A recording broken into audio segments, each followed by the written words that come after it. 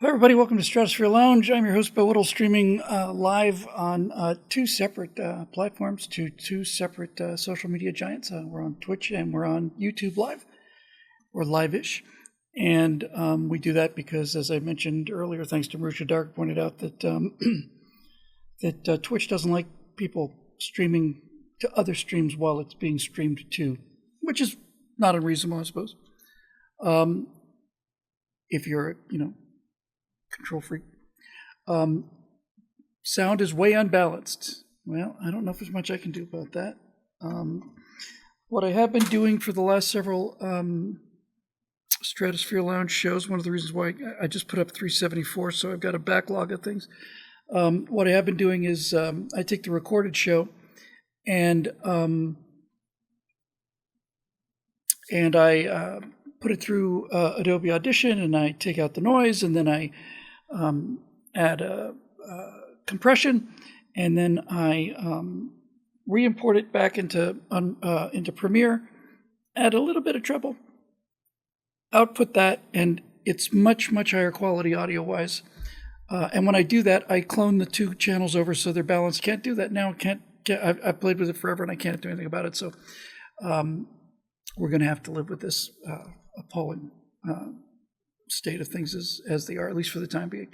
And a first-time chat from Commander Rico. Hello, Bill. Hello, Commander Rico. I love seeing first-time chats. It's just great.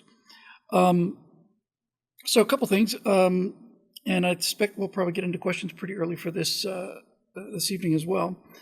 One of them is just a little bit of business from Monday's show, which I'm behind on as well. I have those things processed and up. But we were going to I was talking about calling the interview show Archetypes.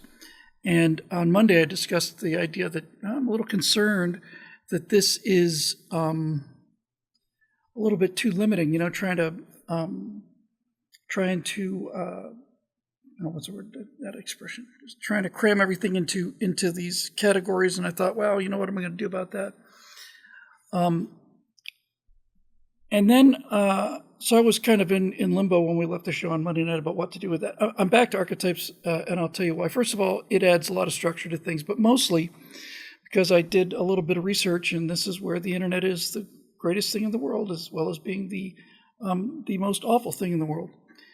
I took a look at, I did a Google search for character archetypes, and it turns out there's either 8 or 12, I think, that are considered. I think there's 8 classical archetypes that are that Plato talked about, and Aristophanes and all of those groovy dudes. So these again, I think it's 8 classical archetypes have been around forever, and they would be things like the hero, the mage, the wizard, the teacher, the ruler, the jester. These are kind of the classical archetypes. And I thought, well, that's just way too limiting. So then I did another search, and I found one that said 220 archetypes that you need to know for your movie. And of that 220, there were many of them that were not included in the classical archetypes that I thought were very good, but there were a bunch of them that I just thought were kind of silly too. So I'm thinking, how do I do this? And I just realized, grab all the archetypes you could find, Bill, pour them into a bucket, and pick the ones you want. And I expect I'm probably going to have 60, 70, something like that. The best friend is a movie archetype. The drunk doctor is a movie type. Now, that one I might ditch, but I think with that'll really help. And that way I can, if I want to talk about a specific movie with one of these people, I can just say, okay, now let's talk about the explorer archetype, or one of them is the innocent, the character with that kind of internal innocence. The common man is one. So I can basically say, David Booty says, a bucket full of archetypes with Bill Whittle. I actually got to tell you, pal, that's got a real good feel to it. Some variation on that, maybe. That's because I don't want this thing to sound too academic, bucket of archetypes. Something a little more flip, a little more arch. So I'll be thinking about that. Very excellent suggestion as usual. Now, so that should solve that problem, and keep us on. And that way, I can do the research for whatever person I'm going to be interviewing, which consists mostly of watching the movies with a notepad and making notes of where interesting things happen. So I can actually, like, for example, one of them that I didn't see that I'm going to add was an archetype called the Stoic. And I realized that, and another one that I might add is the Reborn or the Remade or the something along those lines. Because I was thinking about talking to Gary, and what the essence of Lieutenant Dan is the Reborn. And the essence of Ken Mattingly is the Stoic. So that's what's interesting to me about the way Mattingly was played in Apollo 13. And so, and I can keep adding them, obviously, but what I actually thought I would do is just do like I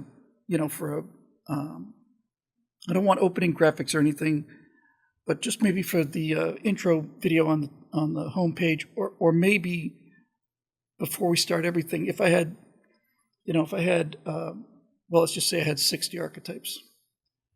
And I put each one of them up there for one frame.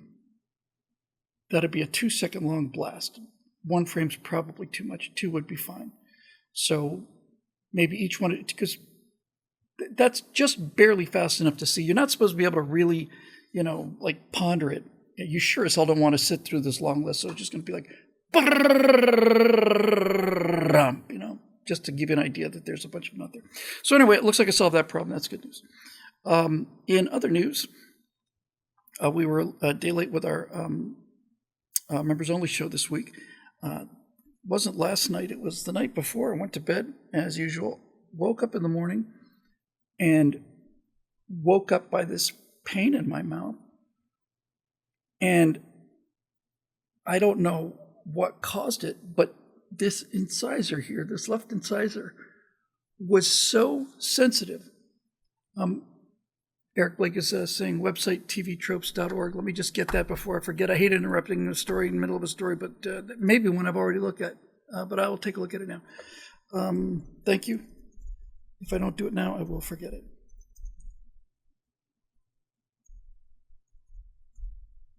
So thanks for that. So anyway, tvtropes.org, yes, that's what I meant. Okay, so great, thanks. I'll add that to the list. Anyway, yeah, I woke up with just this crazy sharp pain just on my left incisor, and any kind of pressure on it at all was just agony, really, really, really, really hurt. And I was fine when I went to bed, and all I can think of is that I must have been having myself one of my groovy little nightmares or something, and bit down hard enough. I thought that I'd broken the root of the incisor, which I did not like the idea of. So I immediately went crying to my beautiful wife.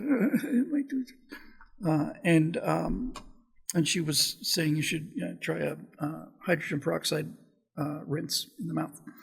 And I said, well, honey, I know it's not an infection, because infections don't happen that way. They don't go from 0 to 60 in 4 hours, But I did it anyway, and that really seemed to help. It seemed to diffuse the sharp pain and just kind of spread it out all over my mouth.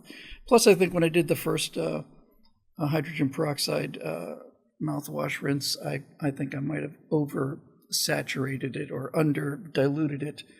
I know hydrogen peroxide is interesting. At a certain concentration, it's an antiseptic.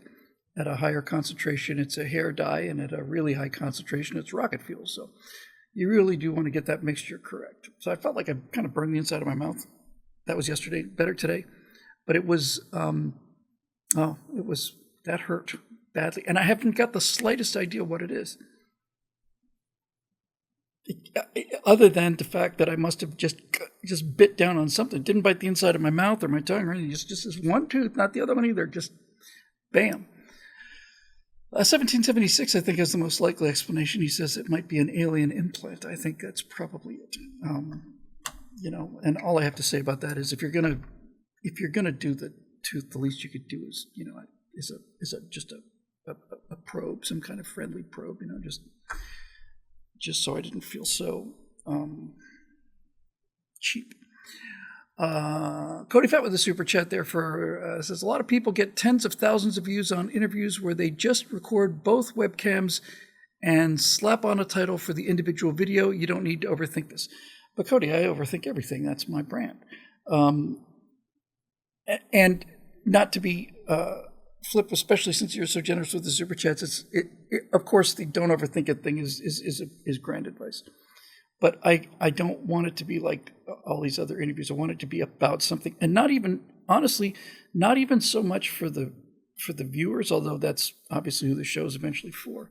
I just think it's much easier to recruit people, especially actors, especially known actors, if you can tell them that this is going to be different than so what's your favorite color, or what was it like working with Tom Hanks kind of thing, that we're going to talk about the craft. We're going to talk about the creation of the character. And I really do like that term I came up with, the idea that actors are translators from the wild extremes of the human condition to more or less normal people. And so I'm feeling pretty good about that. So that's all actually pretty good.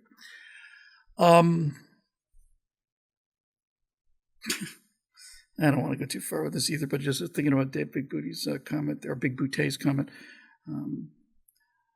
Maybe we'll call it Bill Whittle's big bucket of archetypes. Big bustling bucket of archetypes. We'll figure something out. Anyway, so I got that solved. Yeah, so there's two things, Hurt Like the Devil. And let me see here. I'm sorry, Vincent DeTomaso. Hey, Bill, other live streams I see the tile in YouTube hours before they go live, but never for yours. Is that a YouTube option somewhere? It might be. Vincent, I always turn. So we got to YouTube streaming relatively late. We've been on Twitch for forever, for years and years. And before that, we were on, what was that god awful software that they made you pay? Streamlabs or something. God, I hated that. That was just absolutely horrible. So now we go through OBS to Twitch. OBS makes a multiple streaming thing called Desktop, and we were happy campers. I just could have put a list of all the target destinations I wanted to stream to, and then we find out about it was just dropping the YouTube stream. I think, if I understood correctly, Twitch basically got in there and grabbed YouTube stream by the hair and said, "You bitch," and basically just smacked the crap out of it, and then the YouTube stream just goes running off into the night out to its car and drives away. But the reason that I don't start the YouTube stream earlier, because I start the Twitch stream, generally speaking, regulars are going to laugh at this, but I try to start that about 10 minutes before 6. And generally go live around 5 after, or 6 after, 10 after at the latest, or sometimes a quarter after. Just let people kind of know we're coming. The problem with that is that we have a long tradition of playing walk-in music for the show. And the reason this is a problem is because Twitch doesn't record that, but YouTube does. And if I were to broadcast, I found this out through trial and error. If I start playing that walk-in music on YouTube, it will cut the stream the second it hears one or two copyrighted pieces of music. Well, they're all copyrighted. I just play them.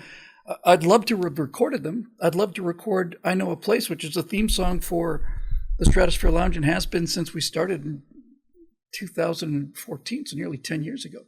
I'd love to be able to have that at the beginning of every episode. But if I do that, it's not even a question of demonetized, because the show doesn't get seen by a whole lot of people, but only the best people. But it's copyright strikes and all of that garbage with YouTube. So the short answer to your question is, if I had a solution for this, I would start the stream and I'd have a title card that says, beginning in 30 minutes or, like other people who are good at this. And that give people, running start to show up. We do post on the Facebook page. I have missed it, probably 7, 8 times, 8 or 9 times over the course of the last several years. But generally speaking, on the Facebook page, I confirm that we're going to do the Stratosphere Studio or Stratosphere Lounge on that night, or if I either postpone it, I'll say we're going to move it to the next night, or if I have to cancel it, I at least put that message up. And so the Facebook page is generally the place to go. More often than not, we're here. We don't have a super great on time or on arrival record as far as sticking to the dates. I would say probably, 60 or 70% of the shows that we do actually go out at the time they're supposed to go out, and the rest of them get moved around because reasons. Anyway, I'm still curious to know what the hell happened to my toothy tooth, but it's better today. Woke me up last night though, and I don't know. It was like I imagine getting punched with a knuckle right on this tooth, because any kind of pressure was just like this electric kind of pain. And I've not been able to figure out what that could have been. But we only cry about it just for entertainment purposes. And now that we've basically, gotten our 7 minutes of content out of it, I think it's time to move on about the tooth issue.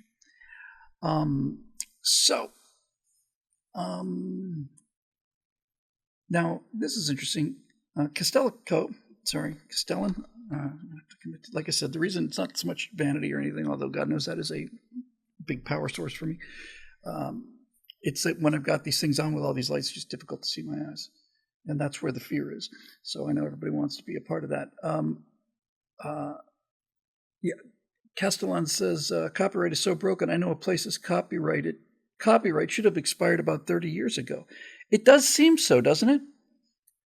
Now, I don't know if I've ever tried it with I Know a Place, but again, well, that would at least allow us a little bit of runtime, lead-in time for YouTube. And by the way, all of these things on the walk-in are ancient. They're 60s TV shows.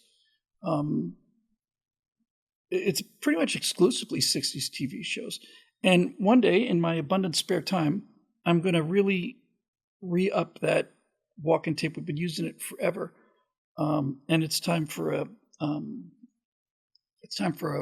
reboot. Plus, there's a lot of cool themes on there that aren't on there. First one that comes to mind is the Wild Wild West. I just love that show. So anyway, that's enough of the crossing of the streams and talking about the Monday night stuff. So we will now go ahead and get into the political arena. I have been seeing, I saw something today that, I've been aware of this, but it really is something to actually hear somebody actually say it, actually come out of their mouth. I saw this on Odin's Men. It's kind of a scrawny, stringy-looking, gamma male with long hair, and this person said, "I want to be the first transgender woman to abort a baby." And I thought, that is really, really deeply disturbing on so many levels. On one level, this whole idea that the members of the trans community have, or at least some of them have, this delusion, not the real trans people like Marcus, who I admire very much. That's another person I'd like to interview. But these lunatics are believe that women transitioning to men will have their uterus removed, and then that uterus will be implanted in men transitioning to women, just like a kidney or a heart or anything else like that. And then that will mean that biological males with XY chromosomes will be able to, I don't know if that means they think they'll get pregnant, but that means they think that they will be able to carry a baby and all the rest of it. And I just thought, honestly, this is as far away from reality as what I perceive the people going after AI is. It's just for them. It's just like, yeah, it's just an engineering problem. Just cut out this thing, put that thing in there. If you need to, you need to open up this opening a little bit. Just get out the power sander or whatever, and just do what you need to do. And then congratulations, you're a mom. You're XY male chromosome individual, and you are actually physically having a baby. You're not a biological woman who claims to be a man, has got a beard, who's having a baby. You're doing all of this. And I thought, just the hormonal balance, just that alone is so delicate. Honestly, it's just so crazy delicate. Yes, and Joseph Talbot says South Park did that was it 14 years ago? Yeah, that's right. They sure did. They did that exact same thing, and it was it was just. But I just kind of want to get to the nature of this particular thing, because it is so perverse. It's so perverse. I can understand on some level the emotional need of people who are mentally ill and who think that this might be possible, or at least for whom it is an emotional imperative. I can understand, at least I can get my brain around the idea that there could be biological men who are so uncomfortable and dysphoric, although I don't think any of these people genuinely are, that they have this overwhelming need to be able to have a baby and be a woman, have a baby. I can understand that aspect of it. And because hope is such a powerful motivator, I can understand them clinging to the fact that I think in Sweden or Norway, they did a uterine transplant from one woman into another woman. Imagine that. So I'm willing to give them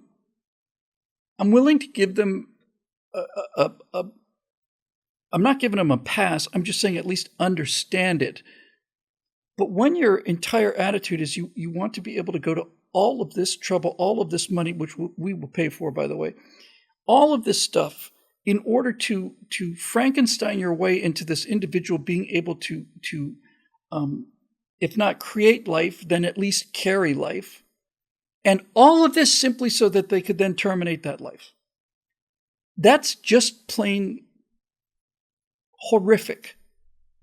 It's just, and I got the strong impression that this person was not trolling us. So they've got a bit of a world coming to them. I might have mentioned this before. One of the things I've been watching a bit lately, it's entertaining and annoying and edifying all at the same time. Been watching an awful lot of police body cam footage. This is one of the best things that ever happened in law enforcement. Is this in terms of protecting the police? Is wearing these body cams, and so there are channels now, a number of them. Basically, the police department doesn't post this stuff, but it is available to the public. It's something that you can request and get, which I think is a grand idea. I think you should be able to just at any time say, yeah, I'd like to see this guy's body cam footage just for the night. I think that's a reasonable request for people who, out of control law enforcement is sometimes worse than no law enforcement. And so I've been seeing an awful lot of these. Now I understand they're being selective, obviously, but lots and lots and lots of cases, and it's almost always young women. I'd say it's probably 4 out of 5 of them are women, where they're either drunk or they're trespassing, or they've been pulled over or whatever, and they are so disconnected from reality that it just, the reason I watch it is because I get a certain amount of satisfaction watching the theory in action, watching the experimental data come back from the theory being that the wrecking ball of reality is going to catch up with these people.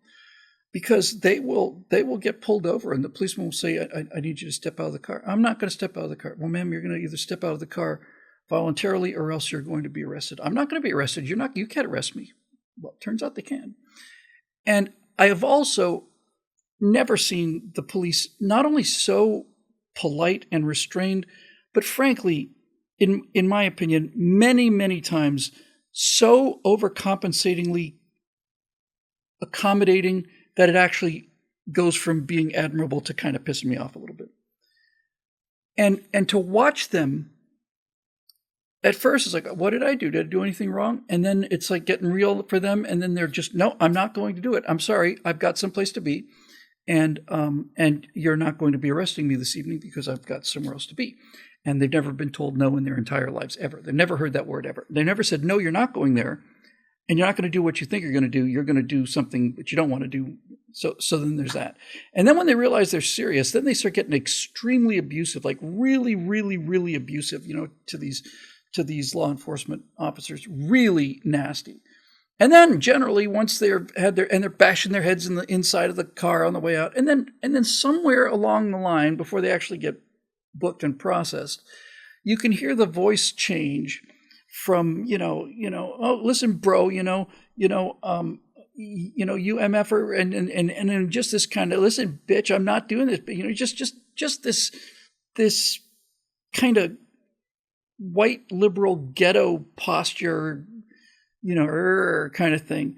And somewhere along the line, almost always, these women's voices go up about 4 octaves, and you can just hear them trying this. I'm just a poor little girl out here in the world, I'm just, I'm just, I didn't do anything. And it's never their fault ever. I've seen 15 of these things. Never once, not even once, have I heard anybody say anything that remotely sounds like, you're right, that was my fault, I'm sorry. Never. Mm-mm. And I look at this and I say to myself, we're going, as a society, this is the leading edge of a problem that we're going to have a significant issue with. The good news is I don't find these people particularly dangerous. The bad news is that they are 4-year-olds in grown-up bodies, and that wrecking ball of reality is going to have to hit all of them sooner or later. And watching them get confronted with them saying, no, I'm not, you can't arrest me. You can't do that. I have my rights. You can't arrest me. And then watching them get arrested, and just the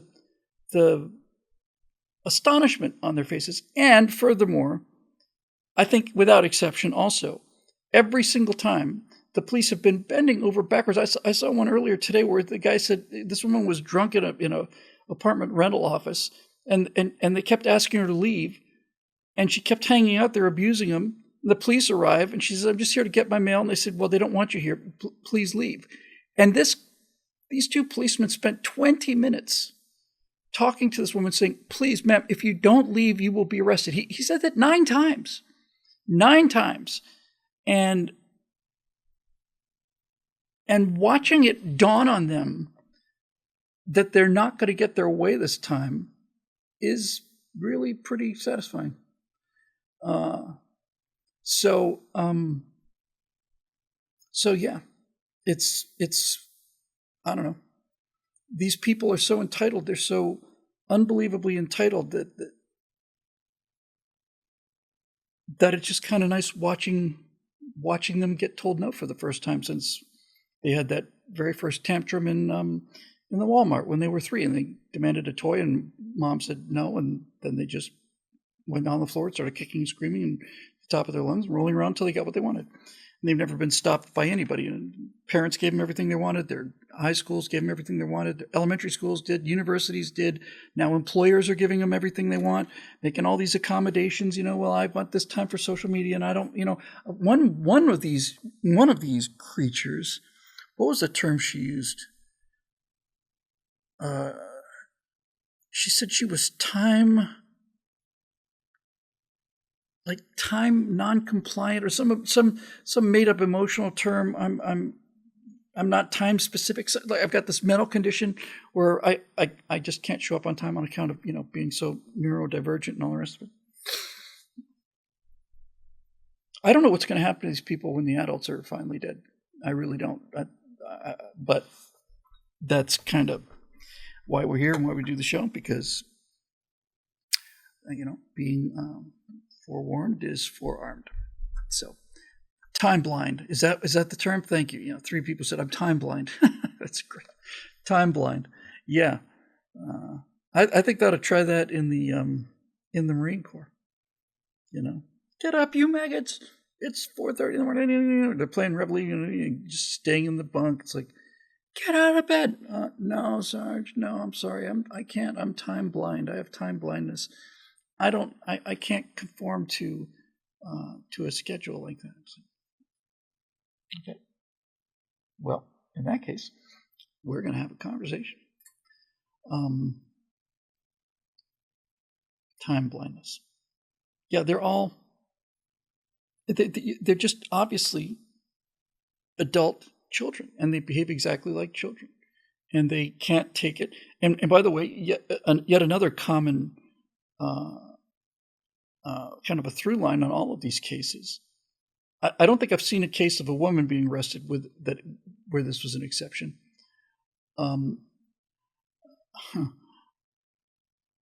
But in addition to the I didn't do anything, followed by the explain to me why I have to get out of the car, followed by the abuse, followed by the little girl, oh, poor pitiful me thing. Every single one of them, every one of that I've seen, is shrieking at the top of their lungs about how the handcuffs are cutting off the circulation, and and they'll often say, "You're murdering me, you're killing me. You threw me on the ground like an animal. Ma'am, we threw you on the ground because you kept resisting and you kicked this officer in the mouth.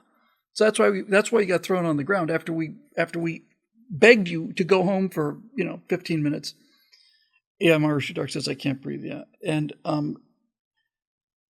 and so they always end up with this kind of hysterical and everybody's got a particular problem. I've got asthma. I've got this condition. I've got a leg condition. I've got this. I've got this. This is like here. It's like watching him play, Uno or something. He's like, here's my victim card. No, that doesn't do it. Okay, well, here's my next one. Here's my next one. Here's my next one. You put them all down. It's like, you're still not going to win. You're not going to talk your way out of this.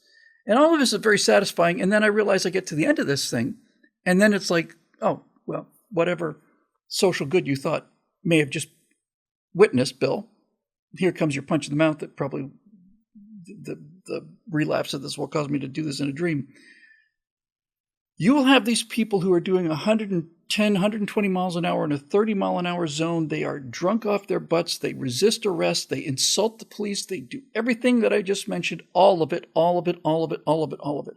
Then they start smashing up the inside of the police car, and you see at the end of the video their charges. It's like, felony endangerment, felony assault on a law enforcement officer, driving under the influence, all of these charges. And then it's like, the suspect or the defendant was given 6 months probation, and the other charges were dismissed. And I think, well, okay, keep doing that, Your Honor. Just keep doing that, because the days of fool around and find out are rapidly coming to an end. I really believe that.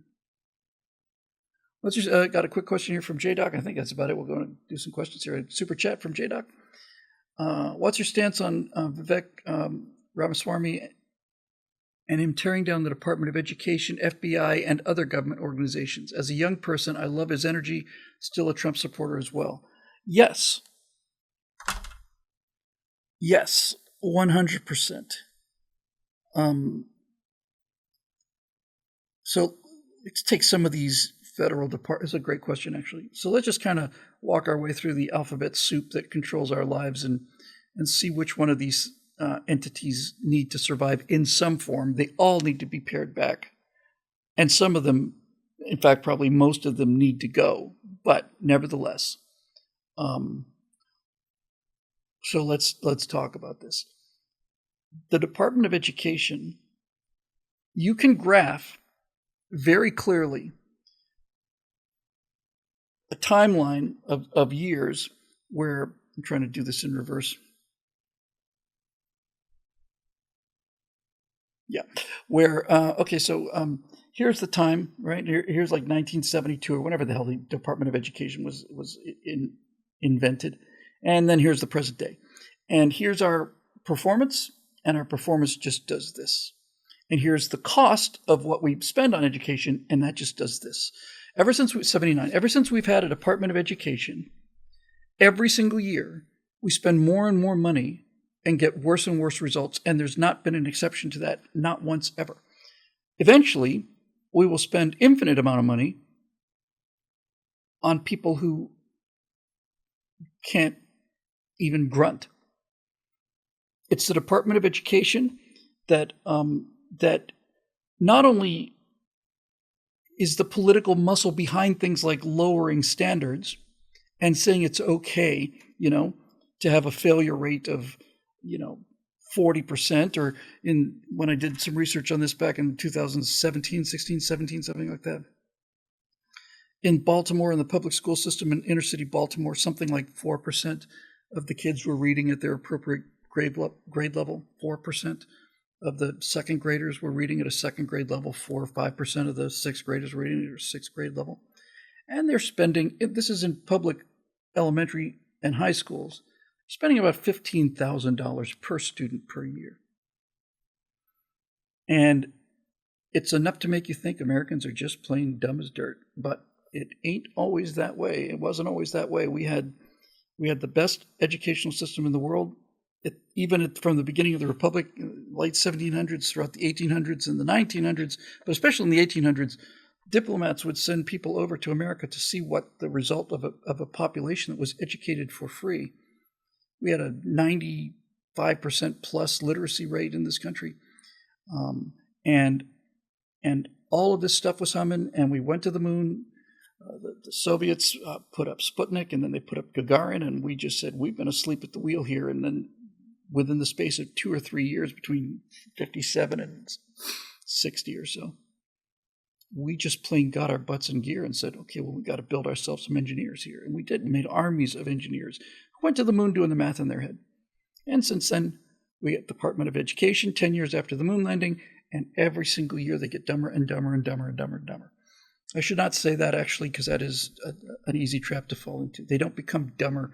They become more and more poorly educated, more and more undisciplined, and their character suffers. But the raw material is the same, if not better. So the Department of Education needs to go. And the biggest problem with the Department of Education is, and I was talking about this back when there was what was that universal curriculum thing that they wanted to impose on everybody?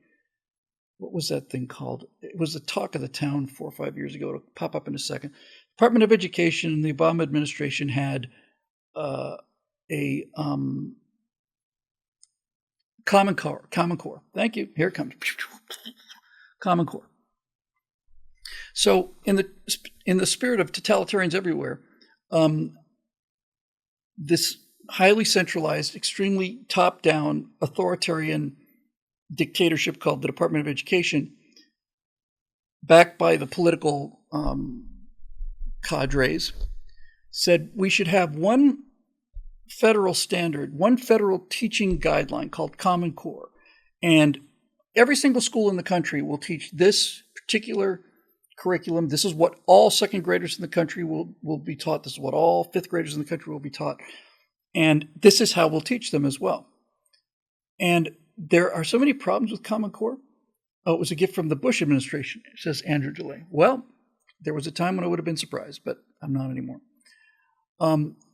So there's like an obvious problem with Common Core, and then there's a less obvious problem with Common Core. The obvious problem with Common Core and the Department of Education is it's a single point of failure.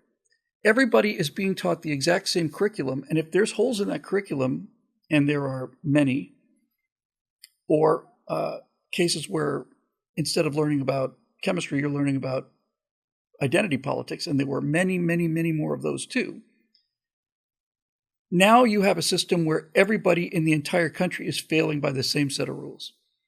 The opposite of Common Core at the time, when Common Core was a hot topic, I was saying, every single school district should have its own curriculum. And then, now, hear me out here. Then what you do is you compare the graduation rate and especially the test scores from, I think I did them. I honestly can't remember if it was 3,000 or 30,000 or 300,000. I honestly don't remember how many school districts there are in the country, but it was a lot. So everybody come up with your own curriculums. You progressives in San Francisco, you teach them whatever you want to, however you want to, and people in Kansas will teach them another way. And then you can quantify this by test scores and graduation rates. And then you would be able to say, without coercion, here's the breakdown. This is what we got. This is the data from the last year. The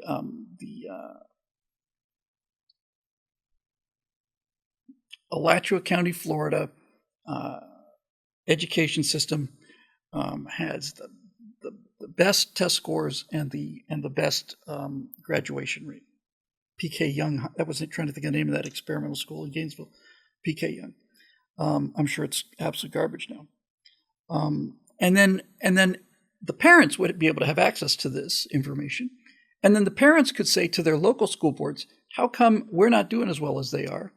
And then they could either continue to go further and further down the hill, or they could start voting for people who are going to say things like, well, we're going to take the things that seem to be working there, and there's some interesting stuff happening over in Nebraska, and there's also some interesting stuff happening in New Jersey. We're going to take all of these things together. We're going to put them together. We're going to try that. If it does better, we're going to keep it. If not, we're not. And there you go. So the Department of Education needs to be abolished. I cannot think of any justification for the Department of Education, and any idiot, which means it's getting to be fairly rare to find people who could still do this, could put on a very simple graph the amount of money we've spent since we got the Department of Education versus the results that we get out the door. When we were talking about Common Core, I would say that if the product is an educated individual, things like teachers' unions are concerned with the graduation rate. That's their metric. Let me rephrase that.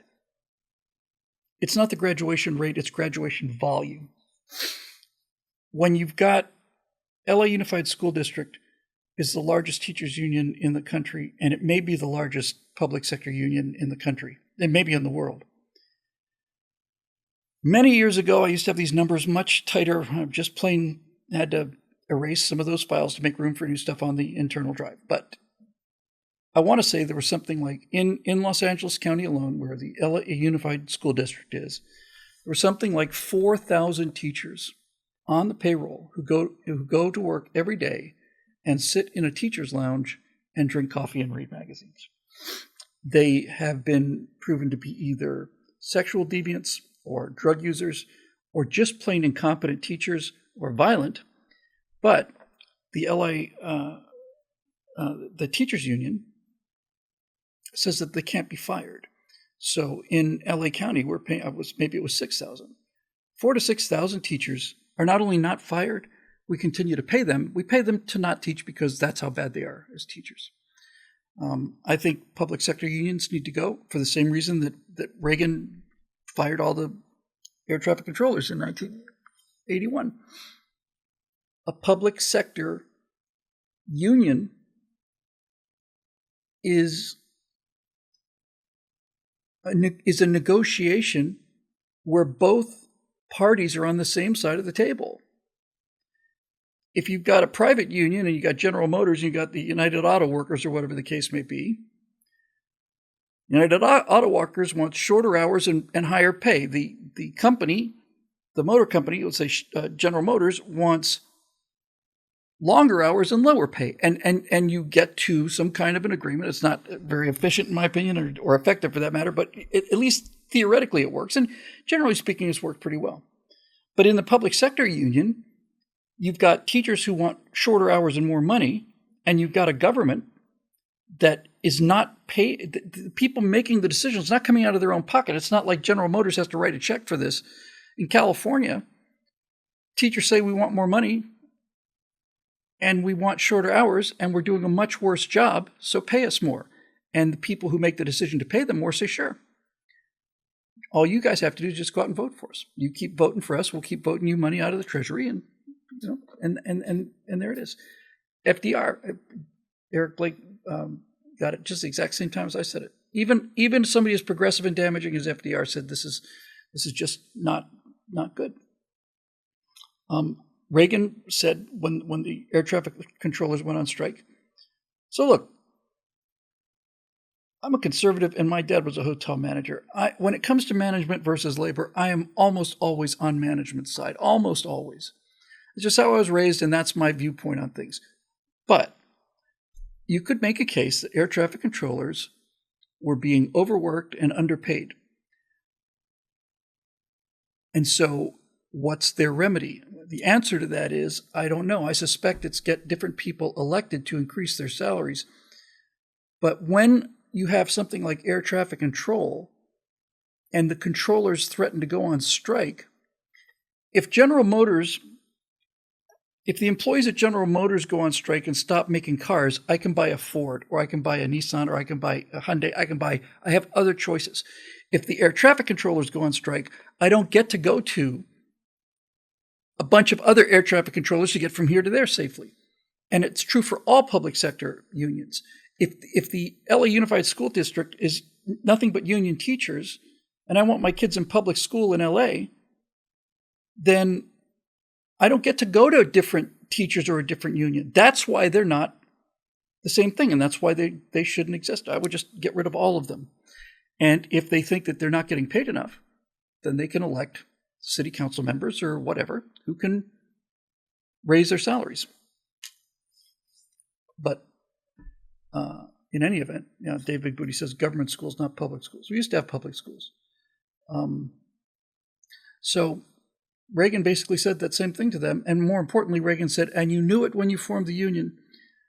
PATCO, the Professional Air Traffic Controllers Organization, I guess that stood for. He said, you know that this is essentially illegal.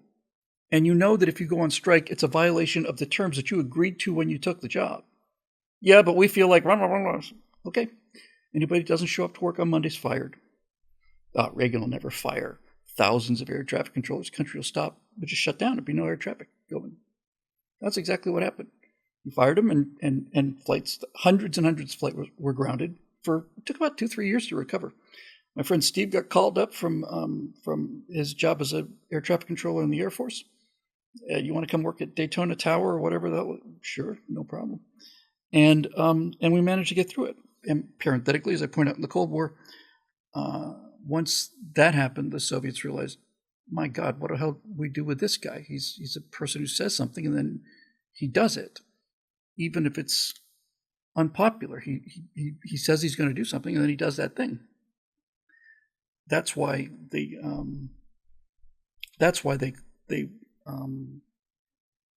walked away from Star Wars from SDI at Reykjavik, because Reagan said, we're going to do this. And they said, well, that means they'll do it. So anyway, so there's that. So Department of Education, goodbye. Department of Energy, if anybody can tell me anything productive that the Department of Energy has done, I'm willing to listen to it. But honestly, all I see the Department of Energy doing is making sure that energy is as expensive as possible, again, like the Department of Education, in pursuit of political objectives. We've got progressives who have the voting masses of them genuinely believe that we can wind power our way to a clean future before the earth dies. And that's the official position of the United States government now. Goodbye. Department of Energy, goodbye. The states can deal with their own energy issues, or ideally the counties could deal with it, but I'm willing to let that live with the states. When there's a Department of Energy, energy gets more expensive and there's less of it, and you start having rolling blackouts like we have in California, And all the rest of that stuff, same exact argument for the Department of Education applies to the Department of Energy. You can scrap that too. Department of, what is it now? Health and Human Services.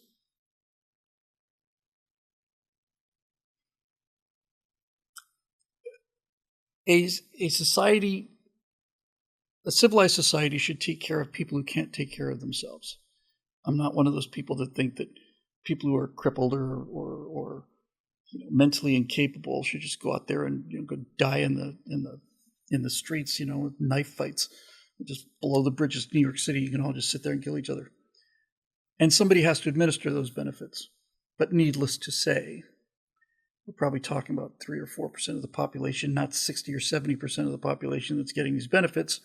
So somebody has to administer whatever social services are necessary for people who genuinely need it. I'm talking about my ideal government and why I would make the cuts I would make. So I'd cut that thing way down, and I would put in very stringent eligibility standards. If you're going to be on food stamps, you're going to have to prove that you really need them, number one. And number two, there is a ticking clock on this. And we'll reset the clock if we can see compelling evidence that you've been doing your very, very best to look for a job. But short of that, no, we're not going to make a safety hammock for you. And it's not just for our benefit. It's not just for the people who are working extra hard to pay for you instead of getting a trip around the world or putting in a pool or something. No, I have to work extra hours to pay these taxes so that you don't have to work at all. It's not just that. The real benefit, the real damage is we're not going to let you have this safety hammock for the rest of your life for your benefit, because you become nothing but human potatoes that are filled with nothing but envy and rage and sit around and watch TV all day or play video games and have no control over your own life, have no desire to have any control over your own life. You're just might as well be in an iron lung.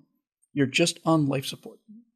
And it's stealing all of the agency out of your free will. And that's why the progressives keep calling for things like a guaranteed living minimum wage. In other words, everybody in the country gets, well, let's just say for the sake of it, for fun, $40,000. That'll go up every year, whether you're working or not, because that's a human right, is the right to housing and food and all the rest of these commodities. If you do that, and they're trying, then you will find very quickly that the people who are getting checks for $40,000 a year are wondering why they're not getting checks for $80,000 a year, because it's not tied into reward, because it's just plain a gift. And if it's a gift, then how come you're not giving us more? If you said, well, you're not getting more because you're not working enough hours, if you work more hours, then we'll pay you more money. That makes sense. Nobody has a real problem with that. And in that situation, people who don't want to work real hard can take their minimum income and just sit in their apartment, play video games all they want to. If they want to work, if they want to work at $9 an hour or $7 or whatever for the rest of their lives, it's their business. I'm not going to tell them what to do. They can be as inert or as active as they want to be. But so I would take whatever that government agency is, and I would cut it real hard and make means testing essential, and just plain start getting people on their own feet. Somebody mentioned the Department of Agriculture, Eric Blake. Now, I have to tell you that oftentimes I'll venture near the boundaries of things I know something about, but I actually don't know anything about farming, the mechanics of it. I've never heard anything good about the Department of Agriculture, but I am willing to say that there might be something good about it that I'm unaware of because I'm not a farmer and I don't know how farming works. What I suspect is the case is that the Department of Agriculture is the mechanism through which subsidies and other non-market constraints are implied or are enforced essentially on the food industry, the food growing industry. So when you hear the government paying people to not grow food, I'm thinking there's something wrong with this picture. There's something really wrong with this picture. people are being taxed to pay a farmer to not grow food. Now, I agree with Jefferson on this as a general rule. I think that farmers are essentially, especially free farmers, American farmers, before this whole thing became one giant agro-industrial concern. I think that individual farmers are essentially the reservoir of moral virtue in this country, because they're so close to reality, and they work their tails off, and I just generally find them to be extraordinarily good people.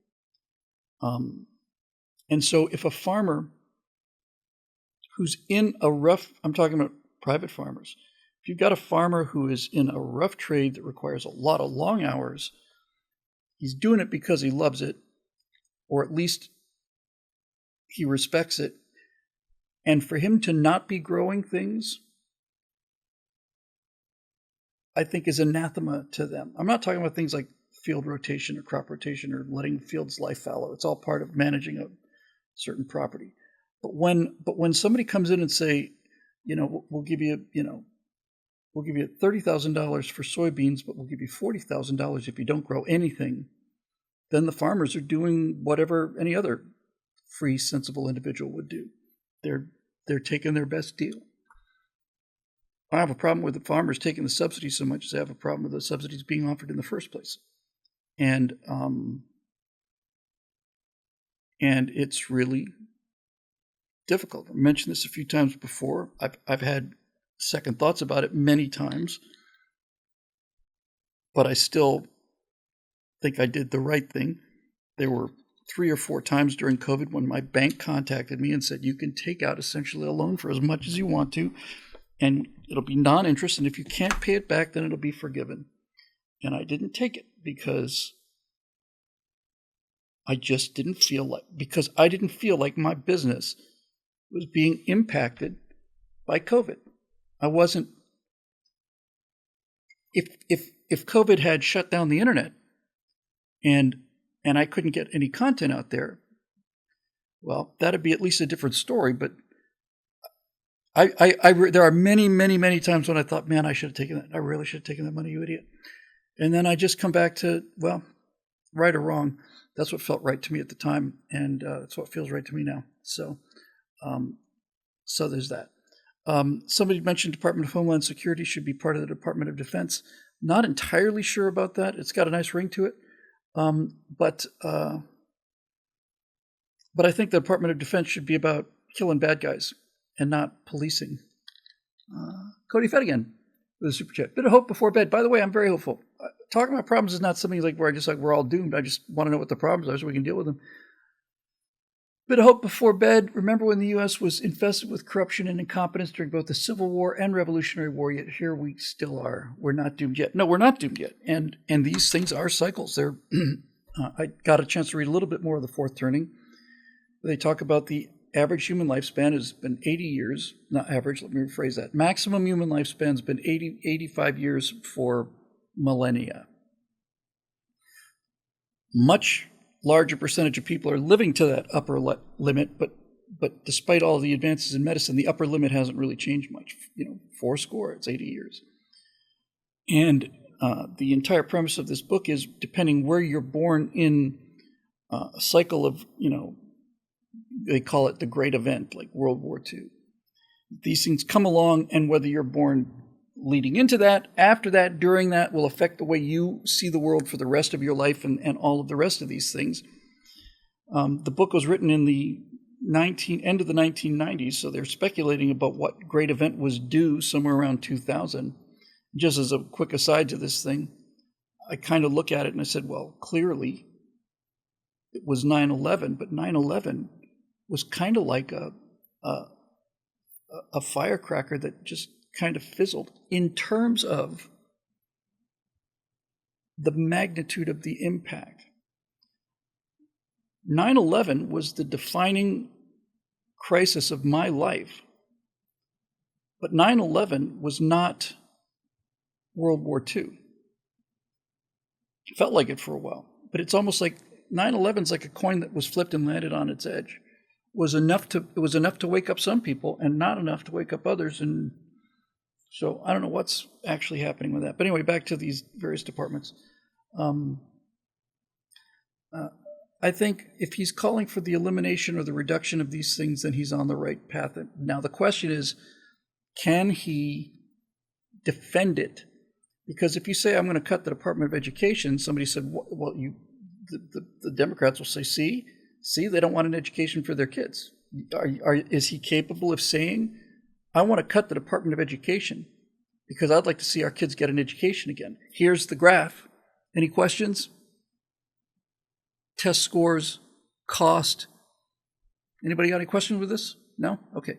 So we want to cut the Department of Education because it's time kids got an education again, and the Department of Education is there to prevent people from getting an education. In much the same way that NASA now is there to make sure that nobody flies in space, and the FAA is there to make sure that nobody enjoys flying at all. I'm not going to go into every one of these departments, but I'll just use the FAA as an example. There needs to be something that looks like the FAA. Air travel is complex, expensive, and I would say orders of magnitude more costly in terms of failure. If you imagine the worst accident on the road that you can think of, I'm just going off the top of my head. But if you imagine like the worst accident on the highway, it would probably be a Greyhound bus smashing into another Greyhound bus. And that might result in 80 people being killed. When you have a 747 smashing into another 747 on the ground in Tenerife, 500 people are killed. And so, yes, there is a need for regulation. There's a need to protect the airspace around major airports like Los Angeles International or Orlando or Miami or any of these other ones, O'Hare, JFK, all of that. Now, just because I'm going to go into the weeds a little bit on this one, it's important. Let's take LAX, for example, because I know this area really well, the airspace around here. Commercial jet travel in the United States, those airliners spend most of their time at their cruising altitude, which is usually around anywhere from 28,000 to 38,000 feet. But they spend virtually all of their time when they're airborne, when the wheels are off the ground, virtually all of their time is above 12,000, 14,000 feet, somewhere around there. It's been so long now. Flight level 180 is at 18,000 feet, where it changes. I actually don't remember. But in any event, if I'm flying from Los Angeles to New York, I'm here, and then I get up very high, and then I stay very high, and then I come down again. And what happens between this, underneath this, should really be much more deregulated than it is. Because if you're talking about the worst case accident between general aviation, you're probably talking about something like a Cessna 172 running into another 172. You've eight people, maybe 9, something like this. Ultimately, you're dealing with what are the consequences of catastrophe. And when you're dealing with jetliners, it's huge. When you're dealing with puddle jumpers, it's not so big. And virtually everybody, in fact, I can say with some confidence, everybody who gets into a general aviation airplane is aware of the risk they're taking. If you take your grandfather up for a flight in a Cessna or a Piper, or your mother for that matter, they're aware of the fact that you're not a professional pilot, and I don't think there are very many people who think that their level of safety and the level of piloting and maintenance is going to be the same on a Skyhawk as it is on a 787. So we need an FAA to protect commercial air travel and to make sure that those areas of airspace where the commercial jets take off and land are protected from idiots flying into those airspaces and colliding with jetliners. That's essentially what the FAA should be about in terms of the air. They should set up reasonable standards for general aviation and stricter ones for commercial aviation, which I think they do relatively well. You have to have an annual inspection on an airplane in this country. And I don't know how often you have to inspect a jetliner, but I'm quite sure it's more than once a year. Likewise, a general aviation license is good for 2 years. Your medical is usually good for 2 years. And commercial pilots have to recertify every 6 months. This all makes sense to me. But the fact of the matter is, huge areas of this country are open skies that are regulated to the point where you can't have fun anymore. You just can't. Those days of getting up in an airplane and just kind of chasing the clouds, those days are over.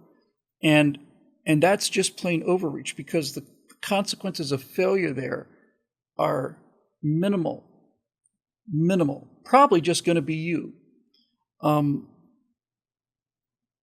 And the attitude of the FAA, I was at Oshkosh with Bert Rutan 2015, I want to say.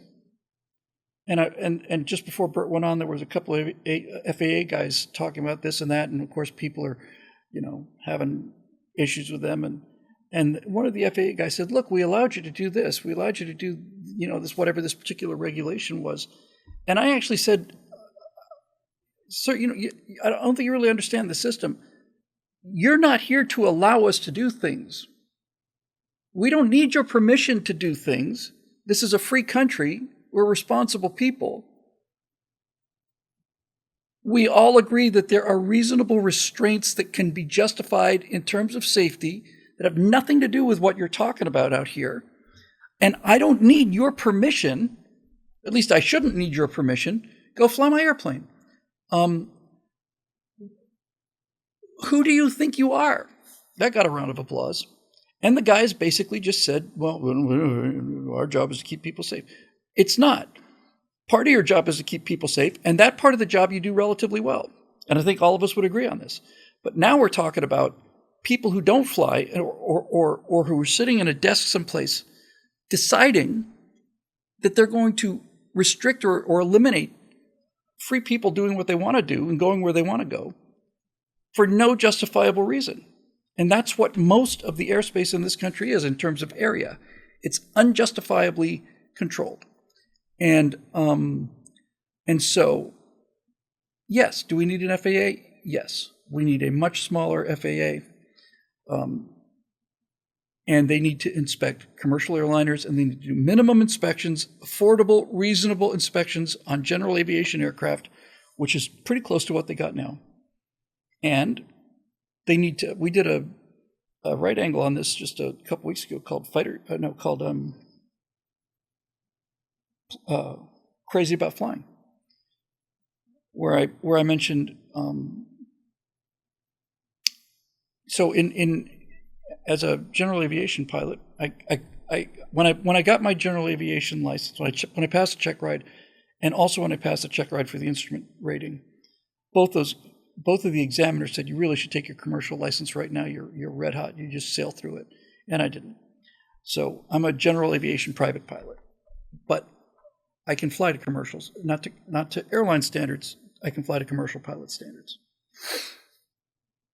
And so every 2 years, you have to have a biannual flight review, which means that you have to go up with an instructor who's going to make you going to ask you some questions on the ground, so you remember whether or not, which side is up, the blue side up, brown side down, those kind of questions. And then they will go up every 2 years and make sure that you still know how to fly an airplane. They'll give you maneuvers, turns around a point. Okay, I want you to do a straight ahead stall. I want you to do a 360-degree turn at a 45-degree bank angle and roll out within 5 degrees or 2, all that stuff. Yes, that's not unreasonable. And you also have a medical exam, and the bottom medical is good for 2 years as well. So great, every 2 years I got to go in and prove that I'm capable of doing this. And I think that's reasonable. I have no problem with that. However, when you go for your FAA medical, you are given a form, and you are asked, "Do you have any of these conditions?" Tick, tick, tick, tick, tick, tick, tick. Well, I didn't check any of them because I didn't have any of them. And then in 2008, I think, I got hit with a kidney stone, which really hurt. And being the sweet summer child that I was, when I got time for the next FAA medical, when I got down to the list, it's like kidney stones, I went tick. and everything else was blank. Handed it in. He did the heart, the rate, all of that stuff. And I handed it to him, and he said, "Well, I can't renew your medical." I said, "Why?" He says, "Because you've got a history of kidney stones." I said, "I had one kidney stone once in 48 years of life, and that's over and gone. I don't have kidney pain." He says, "I'm sorry, I can't do it. Just can't do it." "Okay, so what do I have to do?" He said, "Well, the FAA will notify you." And they did. 4 months later. 3.5 or 4 months later, got a letter from the FAA, and I was flying pretty much every week, if not several times a week. So I'm sitting on the ground for 3 months, 3.5 months, and the FAA says, "We have reviewed your medical, blah, blah, blah, and in order to regain your flying status, you will have to prove to us that you no longer have kidney stones." And then there was a response to that too, and that took some time. So what I had to do was, I had to go into a doctor's office, and I had to have an ultrasound of my kidneys. Then I had to take that ultrasound results, including the images, and mail them back to the FAA in order to get my medical back. And that took another 3 months. And it might have taken another 6 months. I know I mentioned this on the right angle. If you didn't see it, you're going to hear it now. Might have taken another 6 months, might have taken another year. I don't know, because for the first, and far as I know, only time in my life ever, I actually pulled a string on that one. And I felt awful about it. But I'd been sitting on the ground for 5 months for a condition I didn't have. And after I had submitted the proof that they needed, and 2 more months had gone by, I called a guy who I'd done a number of fundraising events for. It's a pilot foundation kind of thing. It does an awful lot of work with wounded vets and all the rest of its stuff. And he's got some high-level connections. And I just called him up and I said, I'm not going to mention the name of the company, but the organization or his name. But I basically said, "Hey, pal, I've been sitting here on the ground for 5-6 months. Do you know of anybody who can check the status on this? That's all I would like to know, is how long."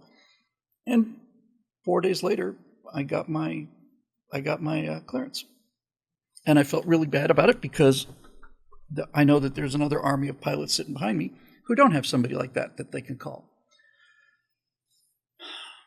So there's your criteria. The government there needs to be a government, but we don't have a government anymore. We have a state. We have people who are in that state, and they are drunk on power, and they're drunk on telling people what to do and how to do it. And it's time for those people to find other employment, and that's going to require votes. I should mention, by the way, however, I should mention this just to be fair. So this was right when Bush was in a lot of George Bush in the Iraq War and stuff, and I was really defending. I was out there swinging for George Bush against all the unfair attacks against him, and some of them were fair and rich, whatever. I was just that, right?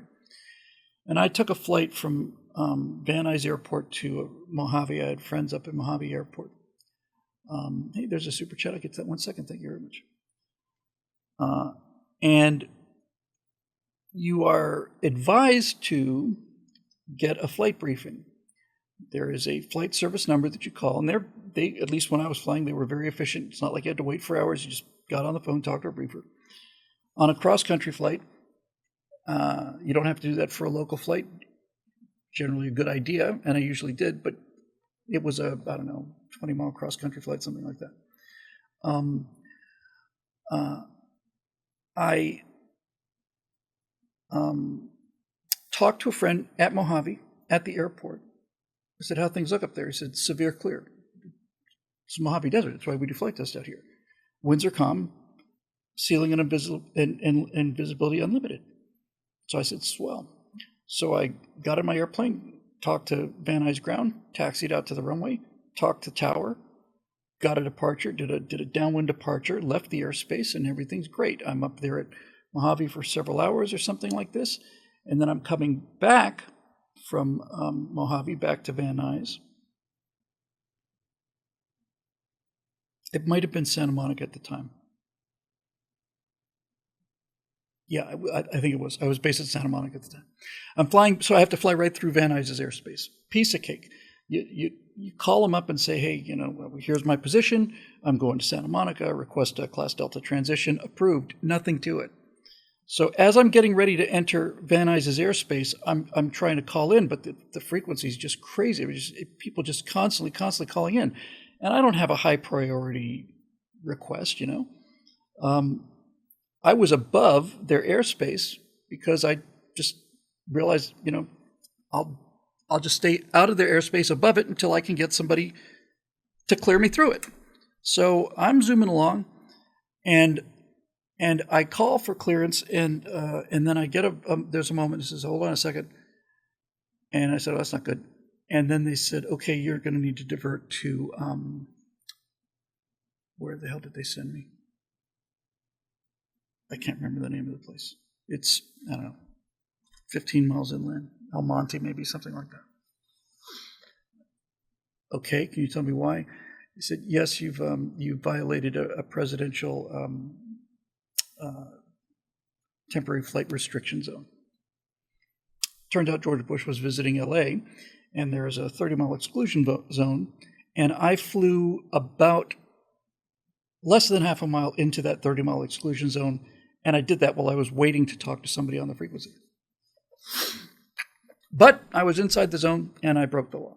So I said, go over to this other airport, and I land. By now it's full on dark, and I taxi to where they tell me to taxi, and all of a sudden 5 or 6 police cars are there with their lights on, Nobody drew a gun on me or anything, but they said, could you get out of the aircraft? I said, certainly.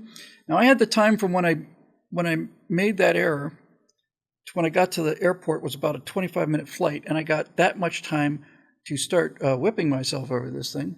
So by the time I got there, it wasn't like I was compliant. It was like I was guilty. That was clear to me, It was a lot of people. So let me just finish the story as it happened. So I get pulled into this office at the airport, and I sit down with a guy from Department of Homeland Security, who starts asking me questions if I have any issues with the president and do I ever plan to mean him harm or anything like that. I said, actually, I've publicly defended him. I support him strongly. I've certainly voted for him, and I'm kind of a fan. That questioning lasted for about 45 minutes. And it was clear to him from the beginning, that I wasn't a problem, because I was so damn angry at myself and upset about it that there's nothing he could have said or done that would have mitigated that.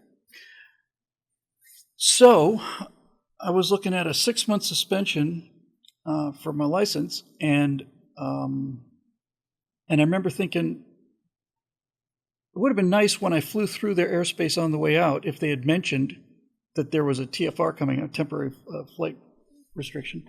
But they didn't. But that's not the point. The point is I didn't call for the briefing. If I had called for the briefing, I would have known about the TFR, and I would have made the flight. So a couple weeks go by, and it's my turn to go to the FAA office and talk to the FAA guys who are going to decide what they're going to do with me. And so I went. A number of publications have said you should always take an attorney with you when you go to talk to the FAA. And I just immediately said, no, that's not going to happen here. And the reason it's not going to happen here is because I'm guilty. If I wasn't guilty, I would have looked at it very differently. But the fact of the matter is, I was inside that 30-mile limit without having made radio contact, even though I was trying. Trying doesn't count. If I hadn't gotten the clearance, if I'd known about the TFR, I would have just orbited outside until I got the clearance, but I didn't, so it's my fault. So I go talk to these 2 guys behind this desk, and I come in, and I sit down, and I say, gentlemen, before we start this procedure, I would just like to say this. I am 100% guilty of this violation. I don't think there's anything you can do to make me feel worse about it than I already do. But I just thought we'd start this conversation by letting you know you're not going to be hearing any excuses from me or any justification or any denial about it. So we can just skip that right now. And you could see these guys were like just a little bit like gobsmacked by this. Okay, really? Well, okay. Well, and okay. So, well, we've looked at your situation. Is there anything you want to say? And I said, well, sir, yes. Just in terms of explaining to you my thinking on this, I didn't get the briefing like I should have, because I talked to a fellow pilot at the airport who was a friend of mine, and because I'd heard from him that the conditions were good, I decided to forego the briefing. But it's not like I didn't know. It's not like I didn't check, and it's not like I didn't care. I just didn't do it through the appropriate flight service station. They said, we think that's significant, and so we're not going to charge you with, reckless or whatever and so on. So to make a long story short, I don't know what the thing was. It was a 2-month suspension or a 1-month suspension, something like that. And as I'm leaving, I swear to God this is true, as I'm leaving the FAA office, one of these guys said, you're very articulate about these things, and you clearly have your priorities straight, and you certainly understand the airspace system. And we're kind of wondering if you'd be interested in kind of doing a series of talks about this. I said, for the FAA? He said, yeah. Sure. So instead of getting the book thrown at me, they offered me a job, which I didn't take. But that's an example of where that government agency did exactly its right way. They handled it perfectly. They had a right to be questioning me. I was in the wrong, and I don't know how much of this they actually came out and said. They mentioned something, but basically, what I realized was these guys get lied to. That's their job. Have pilots come in and lie to them. I wasn't there. Yeah, we got you on radar. No. Let's look at a GPS track, and you can't prove. Just constantly arguing with them, constantly trying to get out of the responsibility of it. I just said, well, no. I did it. I'm sorry I did it. I won't do it again. But yes, that's what happened. And I think this just completely gobsmacked them. I really think that they'd said that this kind of thing had happened. So I don't want to be unfair about government workers or about government agencies. I despise some of these things on a theoretical basis. The fact of the matter is there's a lot of people, not all of them, but a lot of people who work for the government who are really good people, who are patriotic people, and who are doing their very best to do their job. And I can disagree with the mandate of the organization, but most of the people I deal with are extremely professional. Along those lines, somebody said we're never going to get to questions. Probably right. I'm wrapped with this, so I'll go to questions next. But along the same lines, in 1993, I was living in California, 92, and I'd started going to the gym. I'd seen the Batman movie with Michael Keaton, and I thought, I'm as smart as Batman, but I'm just a 98-pound weakling. I'm going to buff up, and that way I'll be able to beat up guys and get me my Batmobile. So I started going to the gym every day, and I'd been crazy thin, and I just started working really hard. So I went to the gym every day for a couple of years when I was driving a limousine. And one day I was in the gym, and I was working I'd been doing the universal machines, and I probably wasn't doing it very smart. I was just really pushing hard. So I get to the point where if I can do 3 sets of 10 on this machine consistently 3 times in a row, then I'm raising the weight. And that was my metric. So I actually got fairly strong on the universal machine. And I had a friend of mine say, you really should use free weights, Bill, because they're much better for you. I said, Don, I don't really want to do that. It's kind of a pain. And serious guys are using the free weights. I mean, the universal, just stick the pin in the thing, yeah, but you should try. All right. So he got me to go with him to the gym, and he was going to spot me on this thing. Now, because I'd been working on the universal machine, I'd actually gotten relatively strong rather, not so smart, strong. Because those 2 bars are welded together, right? So you're pushing with both arms to lift an aggregate weight. And when I got on the free weights, I had the same weight on there that I'd already been able to do relatively comfortably before. But this time, the arms are taking different loads instead of the arms taking the same load because of that big old welded steel bar. So, and on one of them like this, I'm trying to push this thing up, and I realized that one of my arms was weaker than the other one. It was my left arm, and I'm like this, and all of a sudden it just collapsed. And he didn't spot it in time, so this whole thing collapsed. All the weights on that side go sliding off. This thing now is so super heavy, it comes off to the other side. Nobody's hurt or anything. I'm a little embarrassed. And then the next day I wake up and I can't turn my head at all. I cannot move my head at all. I can't. This was out of the question. Just this unbelievable pain in my neck. So I was in LA and I went to chiropractors and I went to, just a lot of things. Somewhere around this time I moved back to Florida. I was writing comedy for Kaiser Permanente. I was writing jokes for them. And I went back to Florida to do the sketch comedy show back to Gainesville, my second trip back. And this neck problem is getting worse and worse and worse. And I remember I visited my mom, went to a movie theater, and we were talking about something. And I had to, when I was talking to her, I'd have to turn at the waist, like this, just to look at her. It really, really, really, really, really hurt. And it was getting worse and worse. So I went to the doctor, and they said, you're going to need, this disc is going to have to come out. You've got a ruptured disc between C5 and C6, and you've got a herniated disc next to it. You are never going to be able to, you're going to need surgery. And I didn't have any money at all. None. Zero. So, well, this is going to be a problem, doc. He says, well, have you tried vocational rehab? And I said, no. He said, it's a state program. Maybe you should go and see. So I went into voc rehab in Florida, kind of like a guy who was, 80th in line trying to get an autograph from William Shatner or something. And I went into this office, and as it turns out, I was the first case that this new person had. They still had a supervisor as a new trainee, but I was the first person that this woman had ever dealt with as her own. I was her first actual case that belonged to her. And I went in there and said, so look, I injured my neck here and stuff.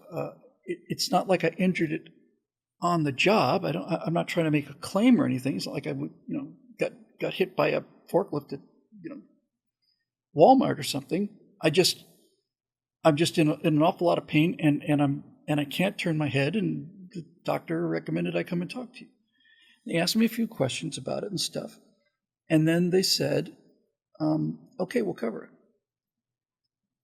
And I was amazed. And I was also feeling a little bad about it, because oh, so you can just take this government handout here. And I said that to them. I said, look, I got to tell you, I'm very grateful, extremely grateful, but I have some real ethical issues with this, And this is what they said to me. This is when the supervisor spoke up. The supervisor said, all right, Bill, here's the position of the state of Florida, because I was living there and I expected I'd be living there for quite a long time. He said, here's the position of the state of Florida, Bill. We can pay for this operation, which is $8,000 or whatever it was back then. And you will be returned to pretty much full functionality. You'll get a job and you'll continue to pay taxes in Florida for the rest of your life. So we can spend that $8,000 and turn you into a productive tax-paying citizen, or we can deny it, in which case you're going to be on government subsidies and supplements for the rest of your life, because you can't work a whole lot of jobs if you can't turn your head from side to side. And that actually made sense to me. And so I took it. And while I ended up paying most of those taxes to the state of California instead of the state of Florida, nevertheless, the argument was sound, and I thought it was compelling enough for me to be able to accept the handout, the free money. So again, I would have preferred that the money went to Florida, but needless to say, the amount of money that I paid in taxes to a state is many, many, many, many times what they paid for me. And as an interesting kind of an aside, the doctor who said I needed the operation was at Shands Teaching Hospital at the University of Florida, which is one of the best medical facilities in the world. And I said, well, this is before I got the approval from Voc Rehab. I said, well, assuming I can get this, what does this consist of? And he said, we're gonna make I can't actually remember which side it is now. I can't even see it. It's here. He said, make an incision on your neck about that big.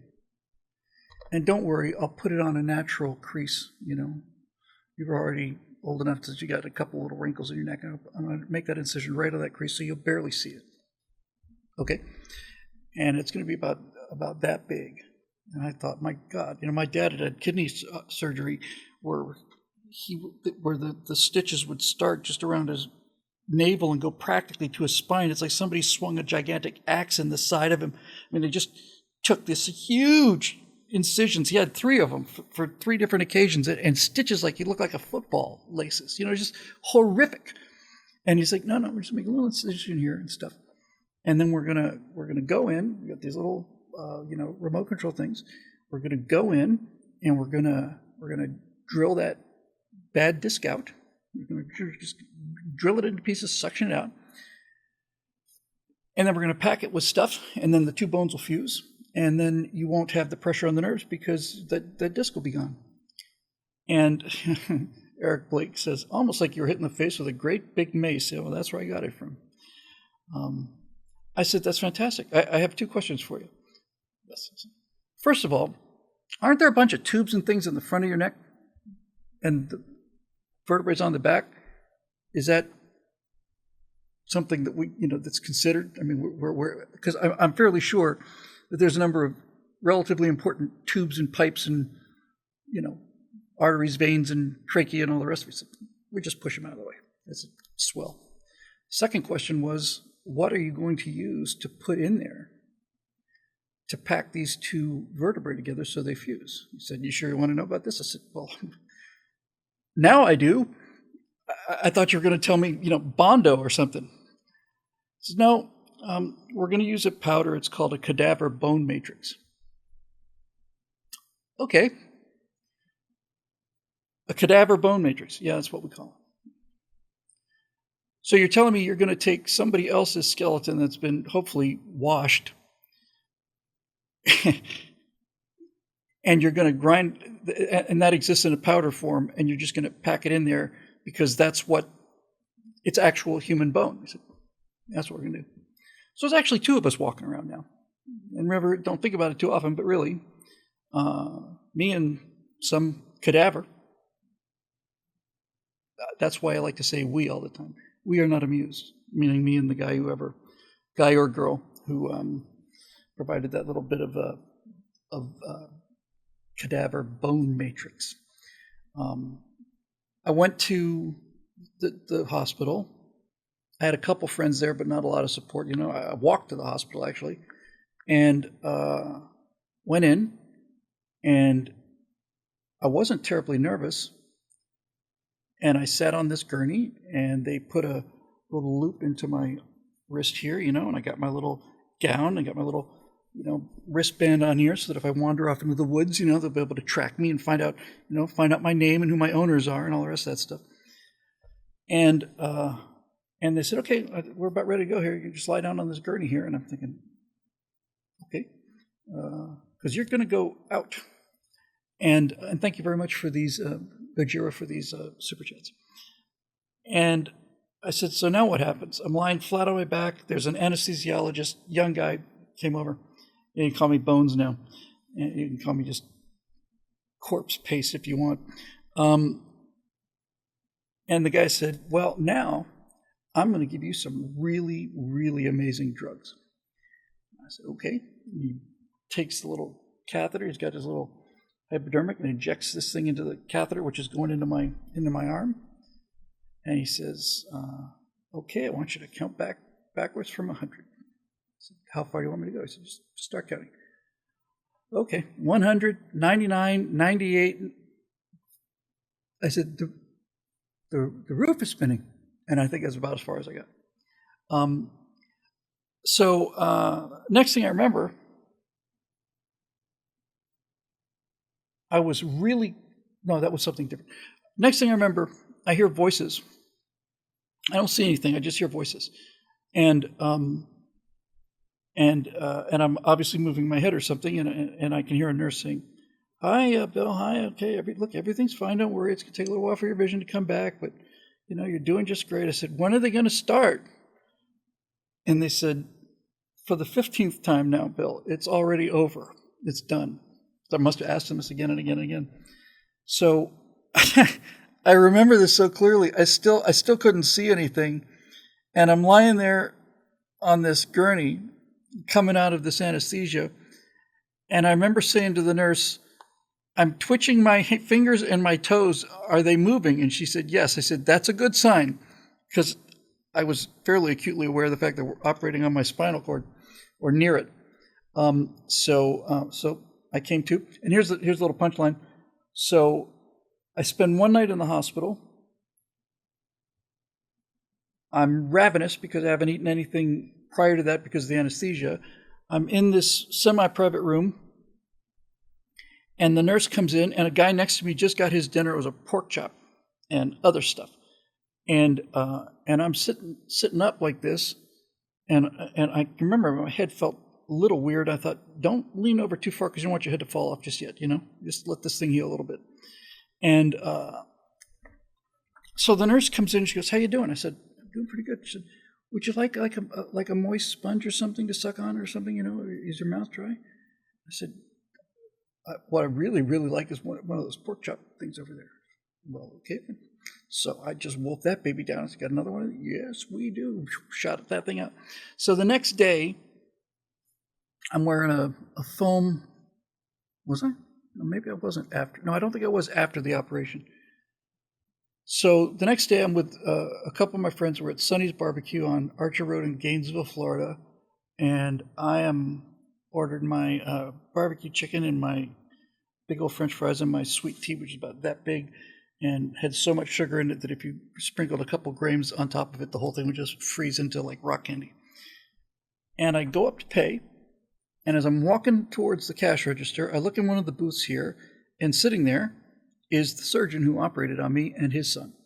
And I said, "Dr. Luna," he said, "Bill." I said, "How are you?" I said, "I'm well. How are you doing? You're looking pretty good." I said, "I feel great. Feel really great. Thanks. Excellent work. Looking forward to seeing you on the checkup thing." So I go pay my bill and I walk out. And then I go for my after a surgery visit with the guy. And he said, "I was sitting there with my son and you walked up and you said hi. And then you went to pay your bill." And my son said, "Who was that?" And the doctor says, "Well, that's the guy whose vertebrae I just removed 22 hours ago." And ever since then, I've been great. But the point of all that story was that that voc rehab person also said the same thing that essentially the FAA said. That young woman, when she approved that procedure, and I was so grateful. I was so grateful. She said, "You're. I've been training for a year or whatever. I think you're the second person, and we see 7-8 people a day. I think you might be the second one who wasn't mean, and you were certainly the first one who was grateful." I said, "You got to be kidding me." He said, "No." She said, "We get nothing but people coming in here demanding things, demanding it. It's my right. It's this. You owe me, you owe me, you owe me." The only person I ever dealt with came in here and asked if we could do this. Everybody else has told us that we had to. I said, "No." Isn't that interesting? Funny how that works, isn't it? All right, let's do some questiones here before I launch into another tirade.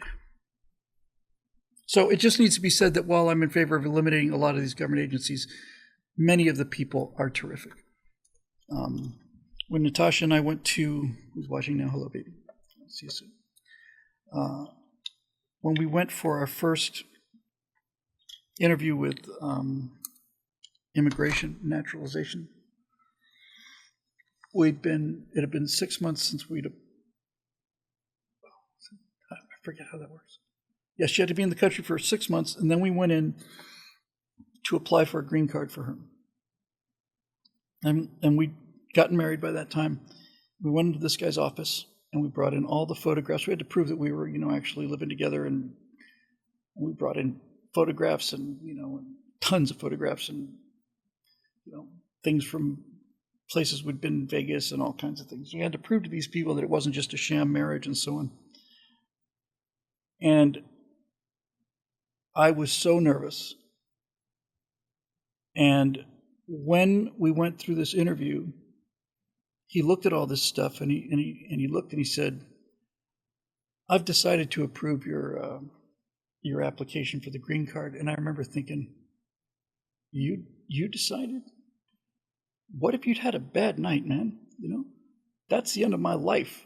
What if you'd had a bad day? You decided? I'd much rather have had you. I didn't say this, obviously. I just kept my fingers crossed. Like, thank you very much, and we got the hell out of there. But afterwards, I was thinking, I've decided to approve this. You couldn't say, well, you've met the requirements of the Immigration and Naturalization. No, that's not what he says. I've decided to approve it. And I thought, well, lucky us. Somewhere between those two positions, there is some truth to be found. All right, let's see what we got here. No one even remembers.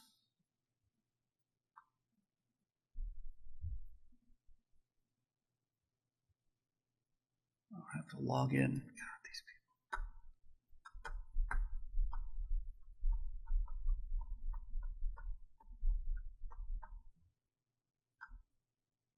Number 4.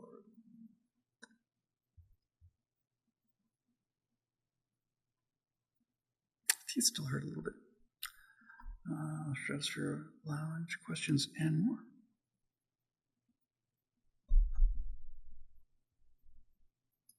There we go. Baby's loading up. 9 posts. Seems unlikely. Never know.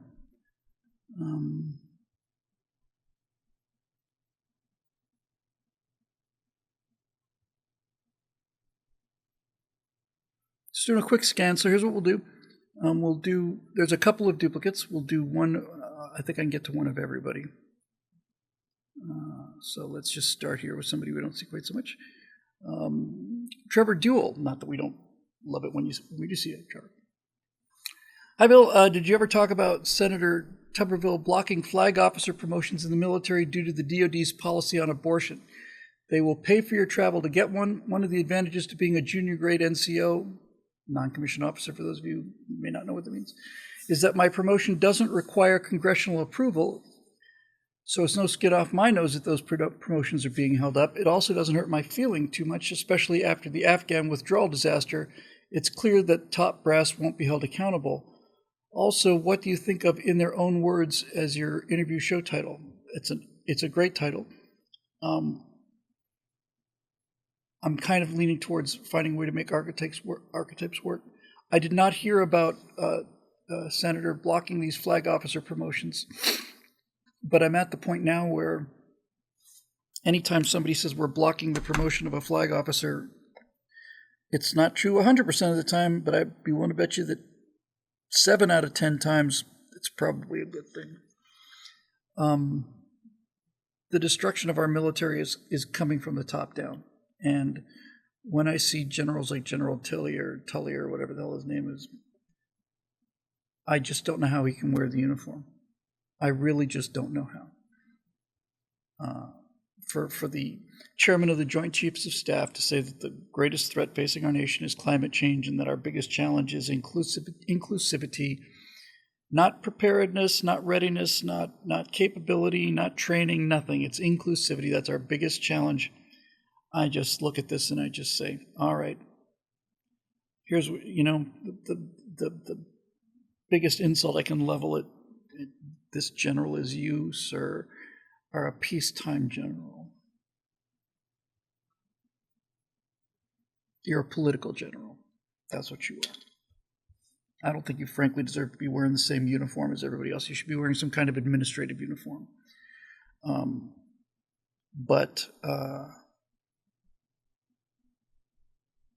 So I don't really have much to say about it because I haven't really heard about it, but this is the kind of thing you need to do. You need to keep holding people their feet to the fire. Lady Hawk says that Senator Tuberville said that there are too many 4-stars already. Yes, there's no doubt they are. One of the things that's true for our military, it's usually less so than other militaries, but certainly we're on our way to catch up. We are way, way, way, way, way too top heavy in this military. Way too top heavy, and so these officers will not retire, which means that their positions and their salaries or whatever are more important to them than whatever sense of duty they might have. Sometimes your duty to your country is just to get out of the way. You know, there's a lot of many officers served a career with distinction, and it's time for them to go, and they won't go. And the ones that don't go are the ones that are obsessed with things like promotions and power.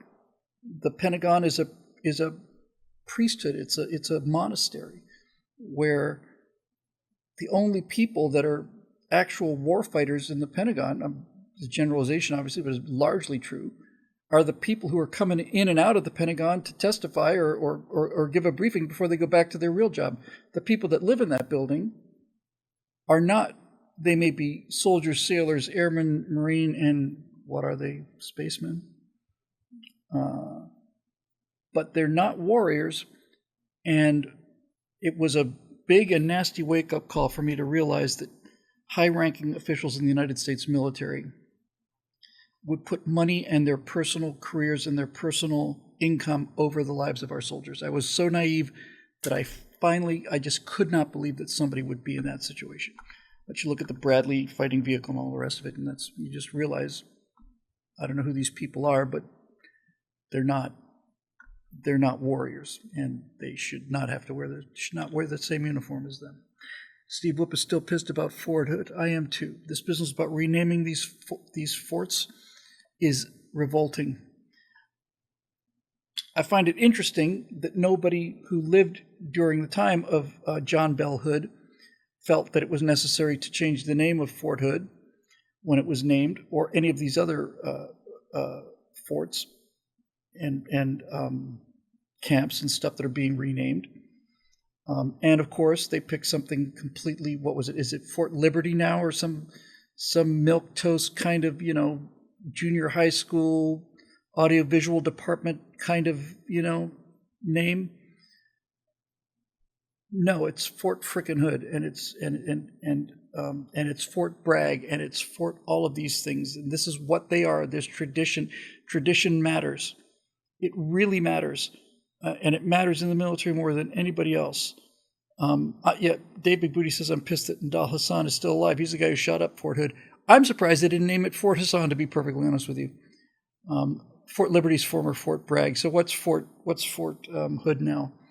Is it Fort Freedom or Fort Inclusion, or is it Fort Diversity? Was going to be something like this. And by the way, just since this flew into my head,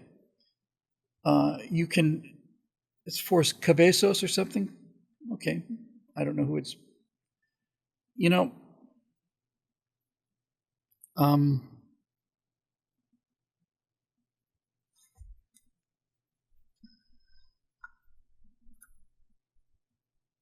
Just want to make sure I get this correct.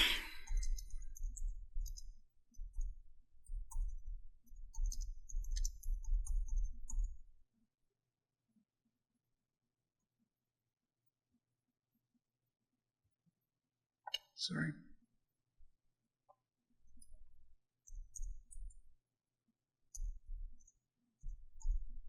Sometimes I have a little amber light goes off in my head saying, you want to make sure you get this correct. Yes, I did get it right. I wanted to make double sure in this particular case.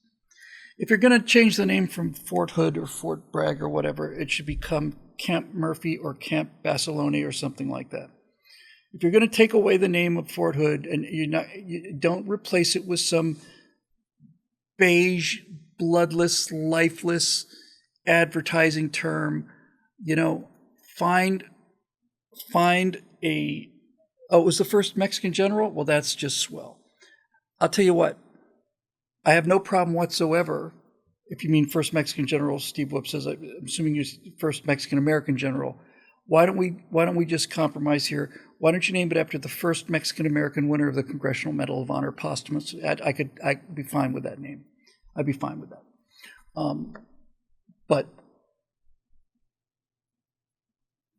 And the people who went there know it's Fort Hood and Fort Bragg and all the rest of it, and it always will be. So, fine. It'll be Fort Sojourner Truth soon, or Fort, Susan B. Anthony, and I know that they can't be this stupid, but on the other hand, they can be pretty stupid. It's entirely possible they don't realize fully how important these things are. Mostly, I'm inclined to think they completely understand how important these things are, and that's why they're doing it. Moving on, Eric Blake, the man in the hat is back. Hail Vec-Trump. Clever. So Tucker's been thinking about how Democrats have been steadily one-upping their efforts to take out Trump, almost as if they don't want to run against him, huh, Ben and Clavin? Tucker feels if and when they fail with these lawsuits, the next step beyond is attempted assassination. So what do you think? Are they smart enough to realize how much that'd backfire, successful or not? Either way, I trust by Vec-Trump's golden hairdo, his Secret Service is anticipating this. I heard that too.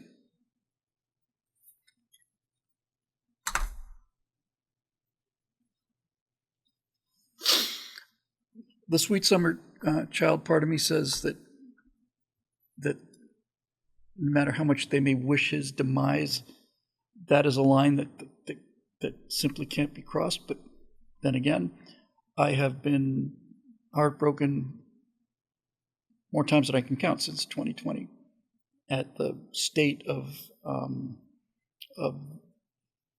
at things that I had previously believed were utterly, completely impossible.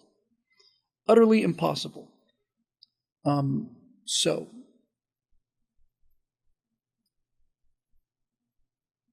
I think it's possible, and I'll tell you why. They know that we know that Epstein didn't kill himself. They know that we know that he was murdered in prison. And all we did was howl about it. We didn't do anything. They know that we know that the lockdowns that they put on us in terms of COVID-19 had no basis in scientific reality. And even if they did, they had no basis in terms of trumping our civil rights, if you'll pardon the expression. But they did that anyway. And what we've basically done is we've convinced them that no matter what they do, we'll get angry and we'll write, firewalls and afterburners and send outraged emails about it, and we'll talk about the Second Amendment. We'll do all those other things, but we won't actually do anything about it. One of the many things that I used to think were just plain, it's just the world doesn't work that way. It was when people were start telling me about the list of Arkancides that had followed Bill and Hillary Clinton around. All of these people that have been just suddenly killing themselves after dealing with the Clintons in some odd thing, and I just thought, come on, put enough dots on the table, you can draw any picture you want to. But now I realize, no, probably not.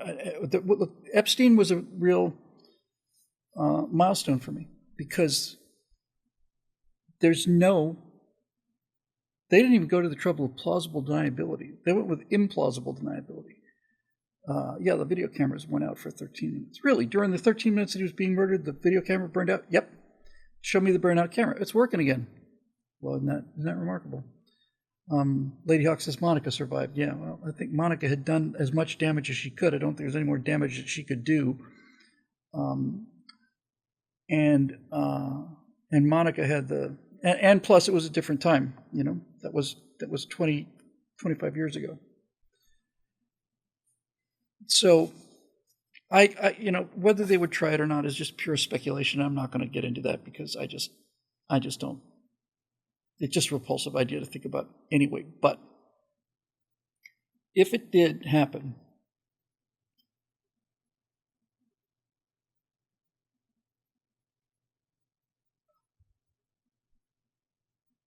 if that doesn't do it, nothing will.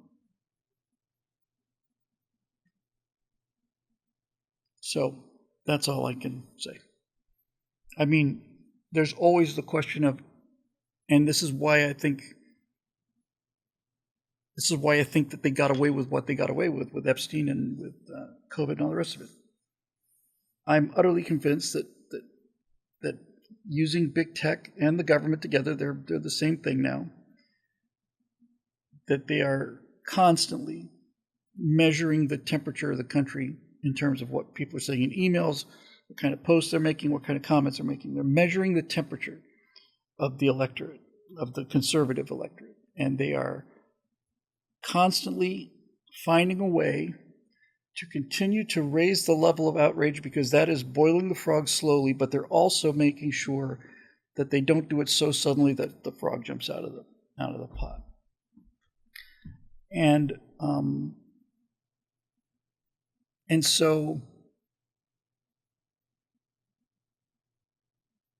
I'm concerned that we have taught them that they can basically do pretty much anything they want to, and we'll huff and we'll puff and we'll, blow our own house down. At this point, it's just pure speculation, and I don't really know if there's any point in me really answering this question, to be honest with you, Eric. Other than to say that if that were to happen to Donald Trump with the same degree of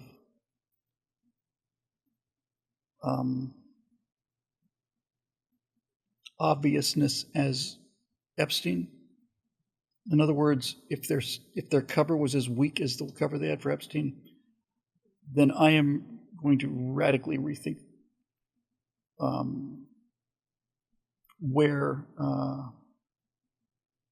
this country is in its history, and what our place is in it, and what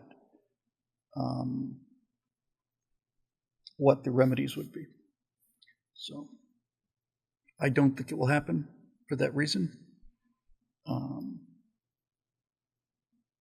But one thing I am sure of is they are terrified of this guy, and that is enough reason for me to vote for him, to crawl over broken glass to vote for him. It's much about the man that I don't like, and much about him I find genuinely embarrassing. But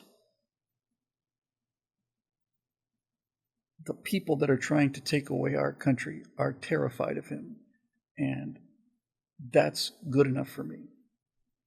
And when you look at if you take Donald Trump out of the Donald Trump presidency and just look at the presidency on a piece of paper, it's one of the most successful presidencies in American history. You probably make the case it was the single most successful one-term presidency in American history. I thought about this morning when I was getting ready to come in. I thought, progressives and Democrats are aware that their cities are falling apart. They're aware their states are falling apart. And they're aware that their economies are falling apart. I'm not talking about the multimillionaires in their limousines, but I really think that if I was a Republican, I would my entire campaign strategy for 2024 would be this. Folks, to our friends out there who either don't like Republicans or don't like Donald Trump or never voted Republicans before, I just have one single sentence to say. There is a curtain on the voting booth. In other words, you can vote for a better economy, for all of these things, still hate the man, and more than anything, still claim to have voted for Joe Biden, and you can virtue signal your way to the end of the road, and you still get all the benefits of having elected somebody who had the #1 economy in the history of this country, and whose record with unemployment for minorities is unsurpassed, and who we didn't have any military adventures during Trump's. You get all those benefits. You can go right out of that booth and say, my God, I'm so happy I cast a vote to throw that incredible bad orange man out of office. And nobody has to know. That's where I would be. Super chat from JDoc says, did you see what former Vice President Joe Biden did to the Medal of Honor recipient he awarded it to the other day? Oh, no. No, I did not.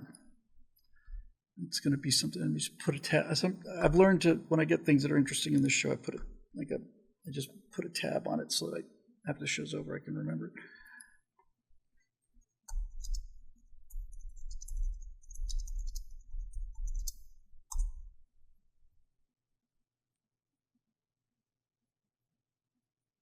Oh. He walked out before the ceremony was finished. Okay.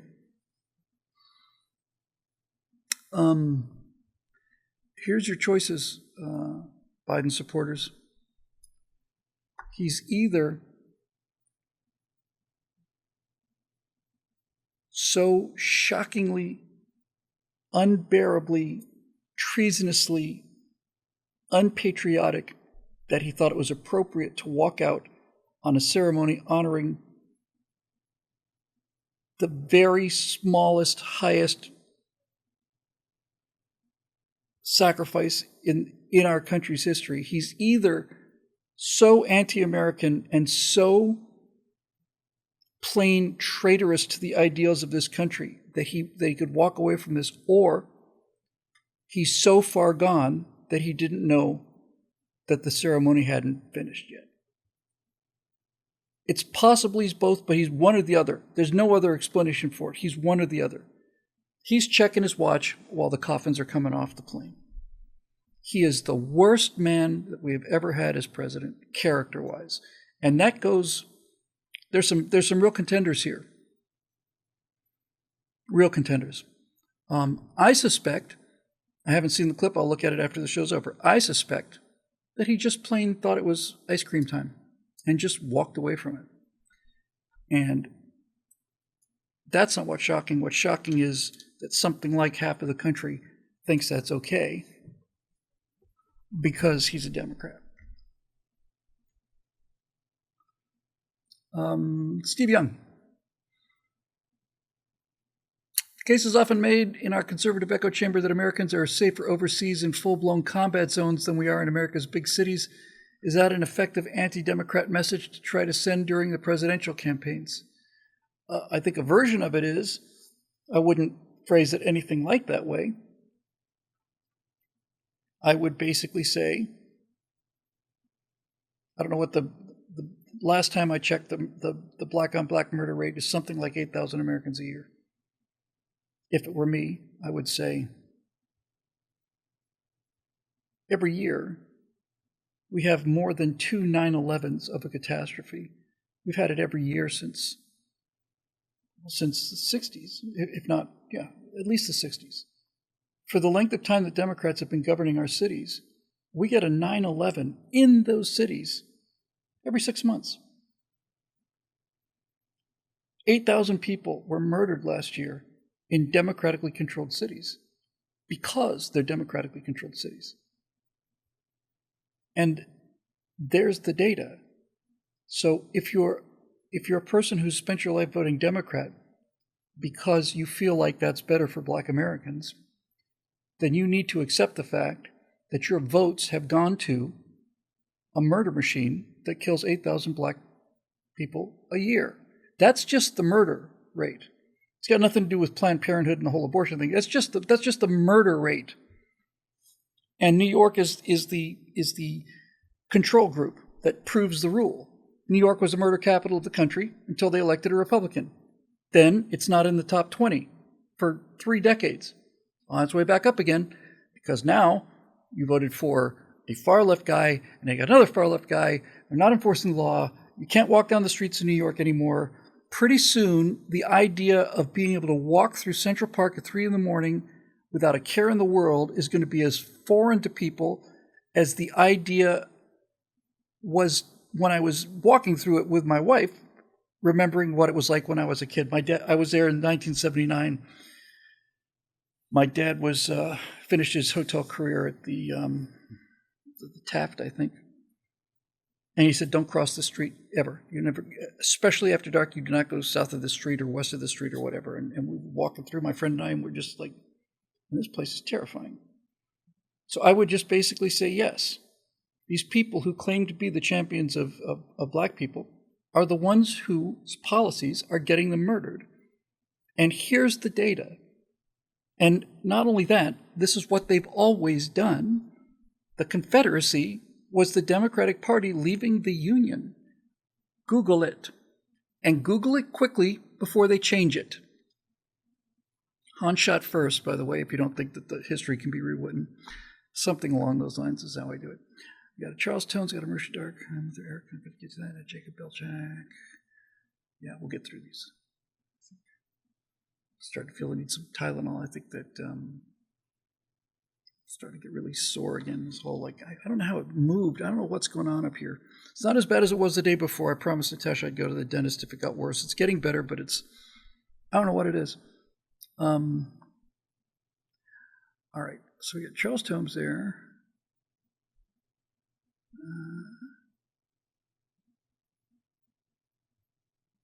Okay. Here's Darth Chuck. Okay, great. From an undisclosed location in flyover country in a state with a balanced budget and no debt, Darth Chuck the Merciless pontificates. Well, that kind of introduction, there needs to be some kind of a music sting. I think. With the presidential primary season sneaking up on us and the Donald polling between somewhere to 50 and 60% ahead of second place, it's not his number, that's his lead. The only real question remaining seems to be whether the Democrat fraud machine will be enough to overcome the stench of full depends and the screeching hyena and give us another full depends and the screeching hyena. That's the dynamic duo that runs the country, you know, or that's the dynamic duo that they tell us runs the country. But neither one of them can find their way out of a parking lot, so you have to ask yourself some questions. Will that give us another 4 years of sniff and blow show, or will Republicans come to their senses and actually show up to vote to win? I never cease to be disappointed by Republican turnout. Every time I think I've been doing this, well, I've been doing strictly political stuff since 2008, so 15 years. And I'm always sure that this will be the time that people are finally going to say they've got enough, and they don't, because there's a problem. There's some problem with somebody. I didn't like this, and I didn't like this, so I decided I'm not going to vote this year. Okay.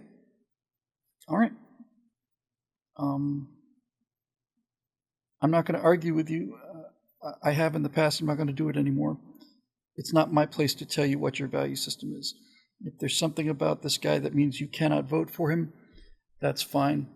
My attitude on it is I think there are many things about the guy that I don't like either, but it's one or the other, and that is the reality on the ground. And if you decide not to vote for the guy who you don't like, then you are guaranteeing the election of the guy who you really genuinely hate. And so I don't personally feel like that I'm not voting because I have a problem with this or that.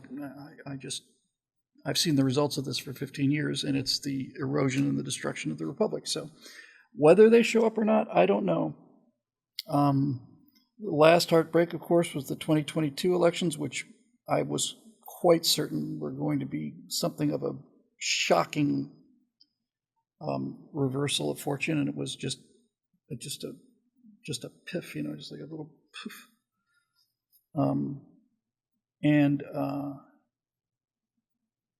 I think a lot of the conservatives and the Republicans of this country have put their faith in Donald Trump to the exclusion of all others, and that's the best explanation I can come up with for why 2022 went as badly as it did. But that's not a long-term strategy. So is that going to affect 2024? I don't know. As far as the election fraud goes, I've covered this many times.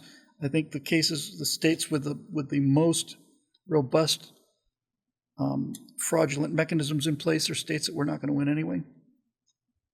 I'd be much more concerned about the usual suspects, right? Georgia, Ohio, Pennsylvania, Arizona.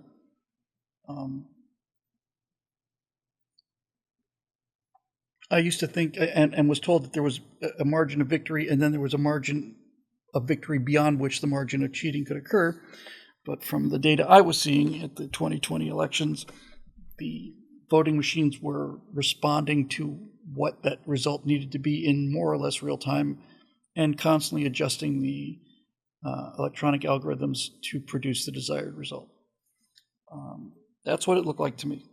And regardless of whether that happened or not, 5 states stopped counting, which has never happened before. And the next day, all of those states had shown a massive increase in votes for Joe Biden. No one is arguing that that didn't happen.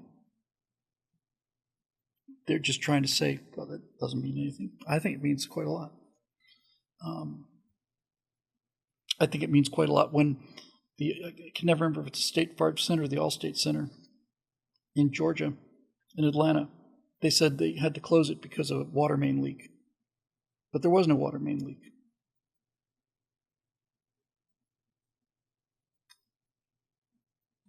That's evidence. It's evidence. So I don't know, Chuck. We're going to see. But I think my position on this has been pretty much the same. I despise people that are doing evil and destruction to this country, but that's their motivation. The part I can't understand is the people who also see this and don't do anything about it. I really just don't get that at all. Okay, so we got a Marusha, and we got a second Eric, which we're going to have to skip, I'm afraid. And then we've got a Jacob, so I think we'll get this done. Marusha Dark, risk and failure. Bill, you've often, it's going to take a little while here. We really do have to make these things shorter, guys, honestly. You've often praised Elon for his willingness to take risks that might ultimately fail. You've also talked about sunk cost fallacy. SpaceX came very close to bankruptcy, but hit a critical success at the right time in order to bounce back from it instead of completely crashing. I hate to single you out, but I'm still waiting for the question. In their case, they were able to hold on long enough for luck to catch up with them, and it turned out to be the right decision. However, not everyone is so fortunate. Some people stop an inch before striking oil and bet everything only to find nothing for their efforts. So I was wondering if you could talk about what might happen. Here's the question. What might happen if and when things break the other way?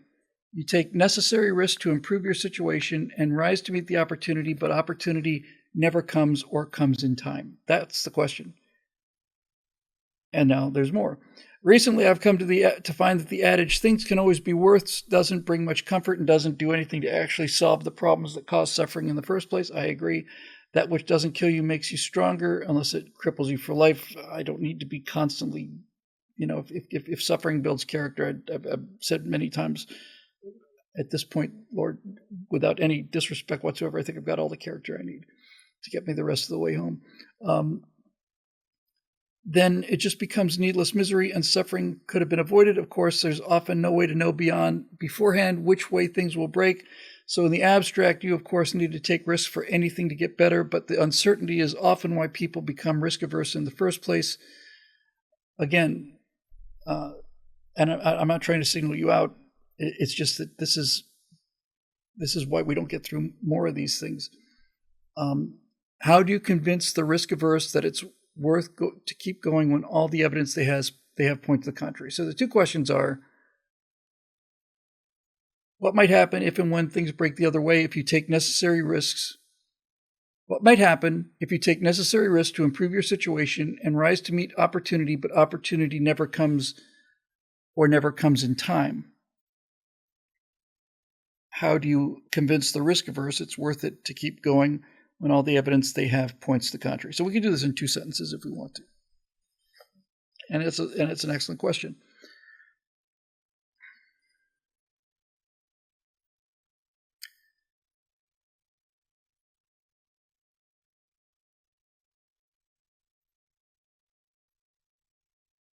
If you've got a crush on a girl and you don't ask her out, then your chance of being with her is 0. If you do ask her out, you may think your chances are low, but they're not 0. And this is why Michael Jordan's ad was so effective, and that statement, I miss 100% of the shots that I don't take. It's the truest thing ever said. You miss 100% of the shots that you don't take. If you're confronted with a situation where you're afraid that if I try this, I might fail, you need to understand from the beginning that by not trying, you fail in advance. You no longer have a chance of success. You you have taken what was a chance of success and turned it into guaranteed failure by not taking the shot. And the good news in these things is that it's not like you get one chance. If you really want to prepare yourself for this kind of thing, you need to understand that, number one, you miss all the shots you don't take, which means you have to keep trying and keep going out there.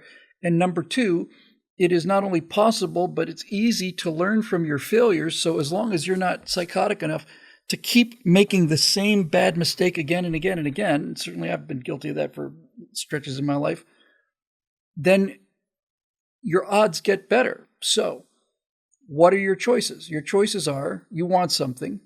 Okay, so now your choice is, I either want to do something about it or I don't. If you don't get what you want 100% of the time. If you do, you might get what you want on the first try. If you don't get it on the first try, you're likely to learn something from the experience so that when you try the second time, your odds will improve. And the more of this you do, the higher the odds become until finally they approach 100%. You don't have to have 100% odds to have a 100% chance of success. If you have an 80% chance of succeeding and you do it 20 times, that is equivalent to having a 100% chance of success. Does that make sense? When you're dealing with those kind of numbers, just take a coin flip, right? Let's say you have a 50-50 chance. Okay, so you go at it the first time, you got to have a 50-50 chance. Some of the time, half the time, you're going to win the first time. Second time, you're not. If you go at it again and you also have a 50-50 chance, now your total chance over twice is 75%. Sorry. You're calling heads. You flip a coin. If it's heads, you win. If it's tails, you lose. You flip the coin again, you're calling heads. Only need to hit heads once. Now it's not 1 out of 2. Now it's how do I explain? You get the idea. You can't flip a coin 10 times in a row and get heads 10 times. I guarantee you. It's extremely difficult to get it done 5 times. In fact, there was some scientist, I think it was a nuclear scientist, may have been a foreign guy who was working for the DOD or something, somebody like Einstein, a scientist who'd come to America or something. Anyway, the story goes that this guy said, well, you're about to meet General so-and-so. And I said, okay, well, why is this important? Well, because he's a very successful general. How do you define him as being a successful general? He said, well, he's won 5 battles in a row. And the scientist says, bring me a general who's won 10 battles in a row, and that guy will have my full respect. Because that's how the law of averages work. You can essentially say that your chance of success becomes 100% if you continue to try and you improve your technique every time you go to bat. It becomes a number that is, for all intents, it is 100%. It's not like close to 100%. The nearest whole number is 100%. So, given that information, I think the question you really should be asking is not whether or not you should take the shot. The question you should be asking is, what are you afraid of if you get it? Because you already don't have it, and you're not going to do anything about it, so you're going to be in your unhappy but comfortable state.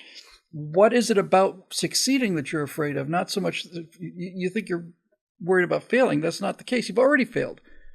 You're in failure right now. You want this thing, you haven't done it. You're failing right now. You're in a state of failure, and you're talking yourself into remaining into a perpetual state of failure. So what is it about winning that makes you so incapacitated? That's how I would frame that particular argument personally. And I think I just talked myself into something somehow. Okay. Of course, we have the audience that we have. Let's Go Brandon says, you have a 1 in 1,024 chance to get heads 10 times in a row. It's 1 in 1,000. And can you tell me what it is to get heads 20 times in a row? Because it's not 1 in 2,000. I'm waiting for the hive mind to respond, just because I'm curious. Yeah, so you have So 1 in 1,000 is 99.9. You have a 99.9% chance of success or failure, depending on how you want to look at it. I think we have one more here. We do. Jacob Belchek. I'm waiting for my statistic machine for my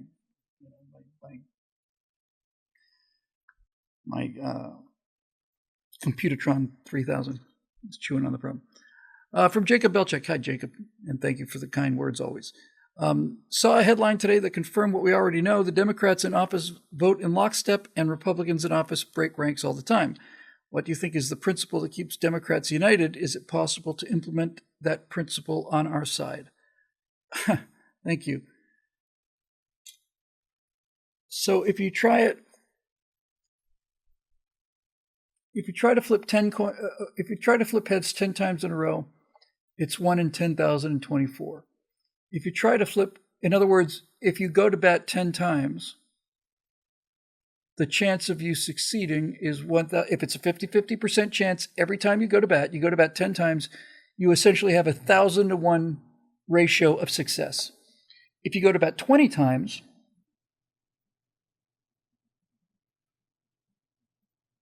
you have essentially if you're trying to flip coins 10 times and you have a 50% chance of success, you will lose 0.1% of the time. If you flip it 20 times, you will lose 0.0001% of the time. 1 in 1,000 versus 1 in a million. You see that? You doubled the amount of times you're flipping coins, but you multiplied the chances of success by an order of 1,000. You didn't double your chances of success. You multiplied it by 1,000. Really something. Okay, so Jacob, what's the principle that keeps Democrats united? Actually, there's I think a simple answer for this, and that is change. Right? That's the big thing with all of these people. This is what Obama ran on and was successful with in 2008. And whenever you hear people out there protesting, and every time you hear progressives or liberals or whatever you want to call them talking about things, what do you want? We want change. What kind of change? Well, we want change on the environment. Well, okay, let's not talk about why you believe that. What do you want to change? We want to get rid of fossil fuels.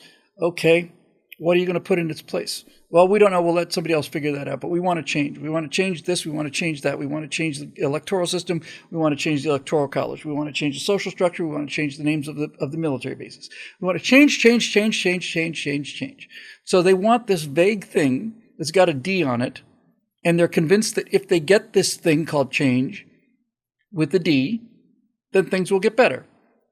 They don't know what change they want, and they don't know what choices there will be if they get the change, and they don't even know whether or not a change is possible, but they do know that they want something to change. And what they want is usually impossible, like free healthcare, for example. I'm voting D because I want change. What change do you want? I want everybody to have free healthcare. Well, that's just great. That's fantastic. I want everybody to have free healthcare too. But healthcare isn't free, and it never will be. It's actually extremely expensive. So you're voting for a mirage. It's a chimera. It doesn't exist. It's an impossibility. And it's kind of like saying, which side are you on in terms of who do you think would win? The irresistible force or the immovable object? Pick one. And they will pick one. I'm going to go with the immovable object. What they don't realize is, it took me a while until somebody finally explained this to me too. It turns out it's an oxymoron. Which is stronger, the irresistible force or the immovable object? Which one would win? If you put the irresistible force against the immovable object, which one would win? Well, they happen to think that, let's just say, the immovable object would win. But it's not even a question of a chance, because If there is an immovable object, then there cannot be an irresistible force. That's the definition of an immovable object. There is no force great enough to move an immovable object. Likewise, if you have an irresistible force, there cannot be an immovable object. That's the definition of an irresistible force. So when you say which would win, the immovable object or the irresistible force, you are speaking in terms that are it's like dividing by zero. There is no answer to this question. And the fact that you think that this is a choice means you don't understand the definitions. You're trying to say we want the irresistible object to win or the immovable force to win, when in fact, if there is an immovable force, there is no immovable object, there is no irresistible force. It's a logical fallacy. Yes, Roadrunner says. You cannot have free health care no matter how much you want to, because it's not free. And so if you're voting for free health care, you are voting for an illusion. And furthermore, you're voting for an illusion that someone has sold to you for some reason. So you have to ask yourself, why has somebody convinced you that there is such a thing as free health care? Because you're not an idiot. You're just not thinking deeply about it. You know as well as I do that health care isn't free. What you're talking about is you want health care that's paid for by somebody else, and usually that means you want health care paid for by the government, but it's not free, and we both know it, so stop calling it free. Now, if you want government paid for health care, that is something that is achievable. So let's talk about government paid for health care and how it works in the rest of the world, and see if that's the world you really want to be in. But we don't even do that. We let them, we just let them, you know. I'm a Democrat because I'm in favor of free health care. And we just go, well, I'm not. No, I'm not in favor of free health care.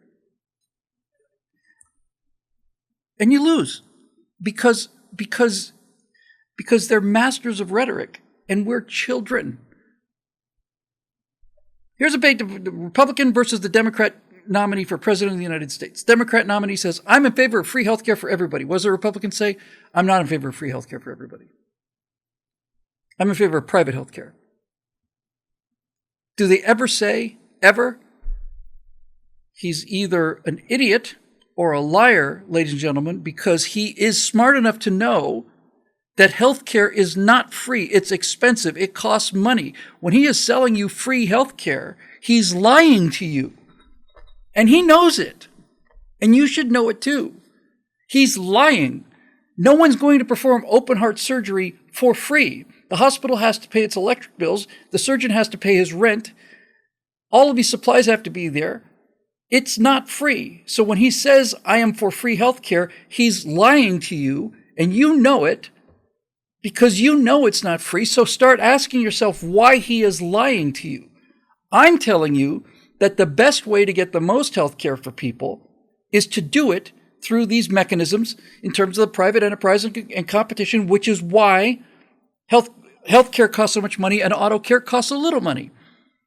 He's in favor of making sure that you have no choice whatsoever, and I'm saying you should have at least as many choices with your body as your car does. I think you deserve as many opportunities as your car has. Your car has hundreds of companies competing for its insurance dollar. He's saying, no, this is how we're going to do it. There's no competition. There's no reason to cut costs. So it just gets more and more expensive. And since it gets more and more expensive, more and more people wait in line for longer and longer times. And more people die because they don't get the treatment that they should get because the healthcare is so expensive because there's no reason for it not to be expensive. Nobody's responsible for it. There is no competition. There's nothing driving the prices down. And so you end up with the worst of all worlds. He knows this is true. So why isn't he telling you the truth? You can disagree about whether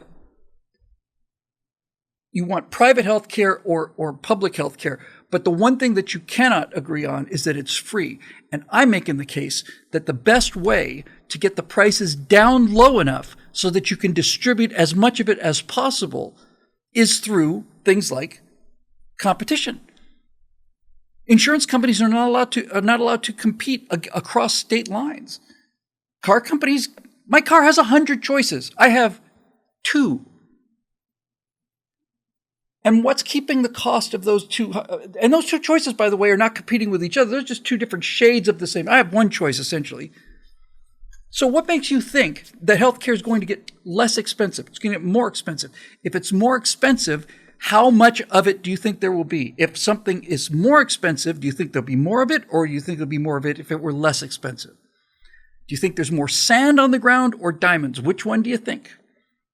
Well, I'm going to say that you're more likely to run into a giant pile of sand than you are into a giant pile of diamonds, because diamonds are worth more than sand, and that's why there's more sand available to you than there are diamonds. And he's doing the same thing with healthcare. And honest to God, we should not even be having a conversation this.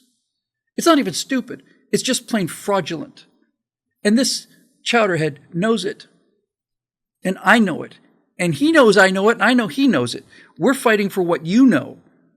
We're trying to fight for what you know to be true. So, is healthcare free? You can't possibly say that it is. Do lower prices result from competition? Yes. If the cost of healthcare goes down because of competition, would we have more healthcare for $1, or would we have less healthcare? If we've got $100 to spend on healthcare, and healthcare gets more expensive, how much healthcare do we have for our $100 versus we have $100 of healthcare to spend, and healthcare gets less and less expensive, gets cheaper and cheaper and cheaper? Do you think you can buy more healthcare with $100 if it's cheaper? Or do you think you can buy more healthcare with $100 if it's expensive? This is a simple question, and you make this decision every day. Make this decision hundreds of times a day. I'm not blaming you, Mr. and Mrs. Average Voter. It's not your fault that these liars and manipulators have been telling you this obvious lie for your entire life. How are you going to know? How are you going to know what I've just told you? That is just obvious on its face. Well, how would you know that? They control all the information access. They control all social media. Why do they have to control it if they're right? If they really are right, if these plans of theirs are really, really good, then they should be happy to have chowderheads like me come and make the case for something different, because if what they're dealing with is so good, they should be able to take me to pieces. But that's not what's happening. They're not only not taking me to pieces on my argument, they're making sure that you don't hear me, because they know that if you do, your own brain will tell you which answer is correct. I cede the rest of my time to the moderator. All right. Well, we got through all the questions. We didn't get through doubles, but, I'll define the limit of spaceflight by how high I can go. All right, so that's going to do it, I think, for this edition of the Stratosphere Lounge, made possible by the members of BillWhittle.com. Bless their hearts, and I don't mean that in the ironic way.